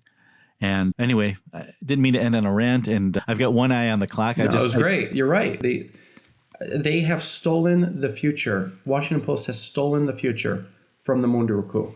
They have dire health issues. Yeah. Honestly, those gold mines were nothing more than genocide against these people because the mercury poison is killing them off. Yeah. And that's very similar to the Yanomami, but they just didn't get the There's same. another story. I know the Yanomami. The Yanomami had 40,000 members 10 years ago. Now they only have 30,000 because so many gold miners went up there and basically did a genocide against them to get out the gold. They've lost 25% of their population. Yeah, that's how they eradicate indigenous people off these reserves. And I'm not going to say who's doing it, but everybody knows who's doing it. Yeah. Because the people who are doing it are the people who are allowing it to happen. Yeah, and I think there's two groups. There's the people who are allowing it to happen, and then there are the people who pretend to be helping them because they have a purist mindset. I get more angry at the people on my own side, at the people who are claimed to be environmentalists, but have some kind of weird ideological purity that is not about solutions. It's the pragmatists versus the purists, and it is the universal fight that we're having, and that's the problem with our side. Is we have too many purists when we need pragmatists. I think that the divisions in our society need to end. I think that a lot of it is outside agitators or people looking for clicks or ratings or whatnot. But I think what keeps, as citizens, I get along with everybody. And I think that, yeah, you're right. These idealists who... Ideologues. Ideologues. I'll tell you this.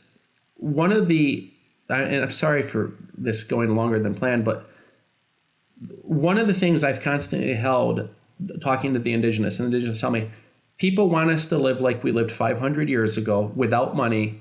And that's what they want. And that's why they don't want us to have the Red Project. That's why they want the government to manage the project and manage all the money and just give us benefits. And you know what? That doesn't work.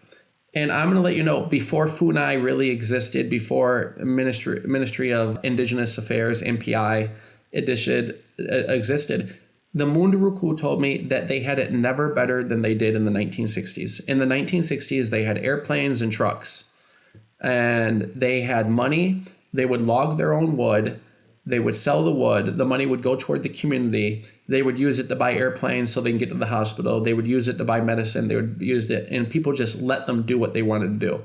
It was when these governmental structures went in there and started changing how they lived and limiting what they could do.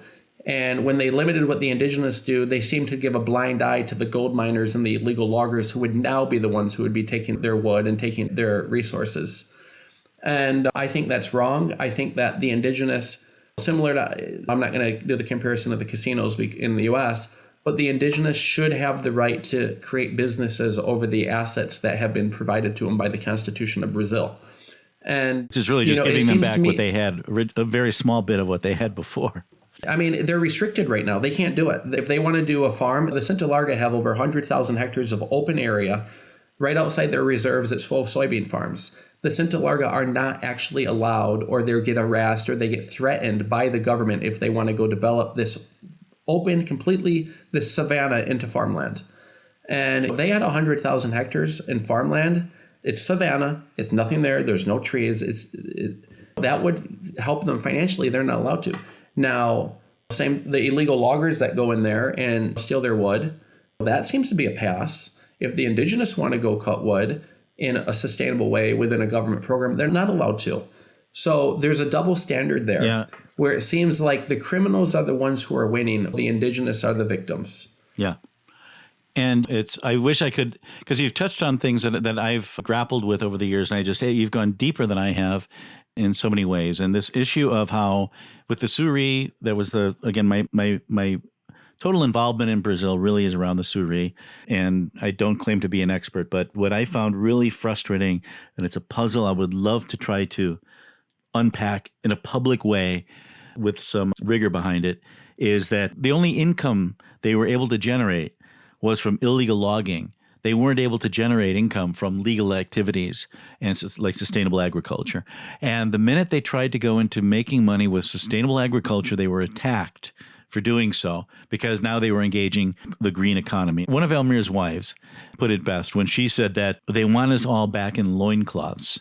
And I'm Catholic, so I don't think Catholics are horrible people, but it is the Indigenous Missionary Council is a Catholic organization, and what they decided was the Catholics went in, they tried to convert them all to Catholicism, and then at some point in the 60s, they started to feel guilty, and they created the Indigenous Missionary Council, which did a lot of work towards getting indigenous lands demarcated, but then they seemed to believe that they had to bring them back to what was there before. And if indigenous people said, no, I don't want to do this, they would punish Elmir again. I'm going to go back to Elmir because he's if you meet him, you've met him. He's a friendly guy. He's a sharp guy. But if you cross him, he will hit hard. And what he said once, he said they came to see us as their little Indians, and when we misbehave, they punish us. And I thought that was a very powerful statement. And he's told me stories of things they've done where, like when they provided the office of Koyabi, and he was brought in as a leader, and when he didn't toe the line, they took away his office. They gave him a desk in a hallway. And eventually they took away the desk. They gave him a chair in a hallway. They just kept demeaning him bit by bit in the name of supporting indigenous people. It was absolutely insane. No, let me add something to you. I'm not going to say which indigenous, but basically all of them say this. I don't want to name anybody specifically. They said the government treats us like children, and our mother is FUNAI, the indigenous agency, and our father is the prosecutor's office. Oh, okay. And I've never heard that. They're telling me this, and I'm like, what is this? And so João Caba of Munduruku, he went to Cartagena for the AIDA conference back in 2024. And he didn't tell me this. He told my staff this that were there. And they basically stated, He stated, "The reason I like Michael is because he doesn't treat me like a child. He treats me like an equal." Mm-hmm. And that's true. I'm a subordinate because they hired me and I want to keep them as a client. So to some extent, I'm submissive to them as a third-party contractor. And because I've given them, I don't try to, since they control their project, like I mentioned already, they could fire me at any time and I would be basically screwed. But back to like what you were talking about, the Surui and these illegal wood miner or loggers. What I have noticed is there's a severe resource curse in developing countries. The Dutch when there's disease. A lot of resources. The Dutch disease. Yeah. Yes. So the reason that the illegal loggers and the illegal miners have almost immunity to go into these indigenous territories and do whatever the hell they want, and the government looks a blind eye, is because those are the benefactors of the resource curse. And they're the ones who are basically taking the resources of everybody and consolidating it into their control and their power. And that's corruption as well. But this resource curse is really, it affects Africa, it affects the Amazon, it affects even more developed regions of South America. But the hands of the few. That's why we have Texas. Yeah. But the few people who control that territory of logging, they're making hundreds of millions of dollars. And they can't allow the indigenous from being empowered, especially not through carbon credits.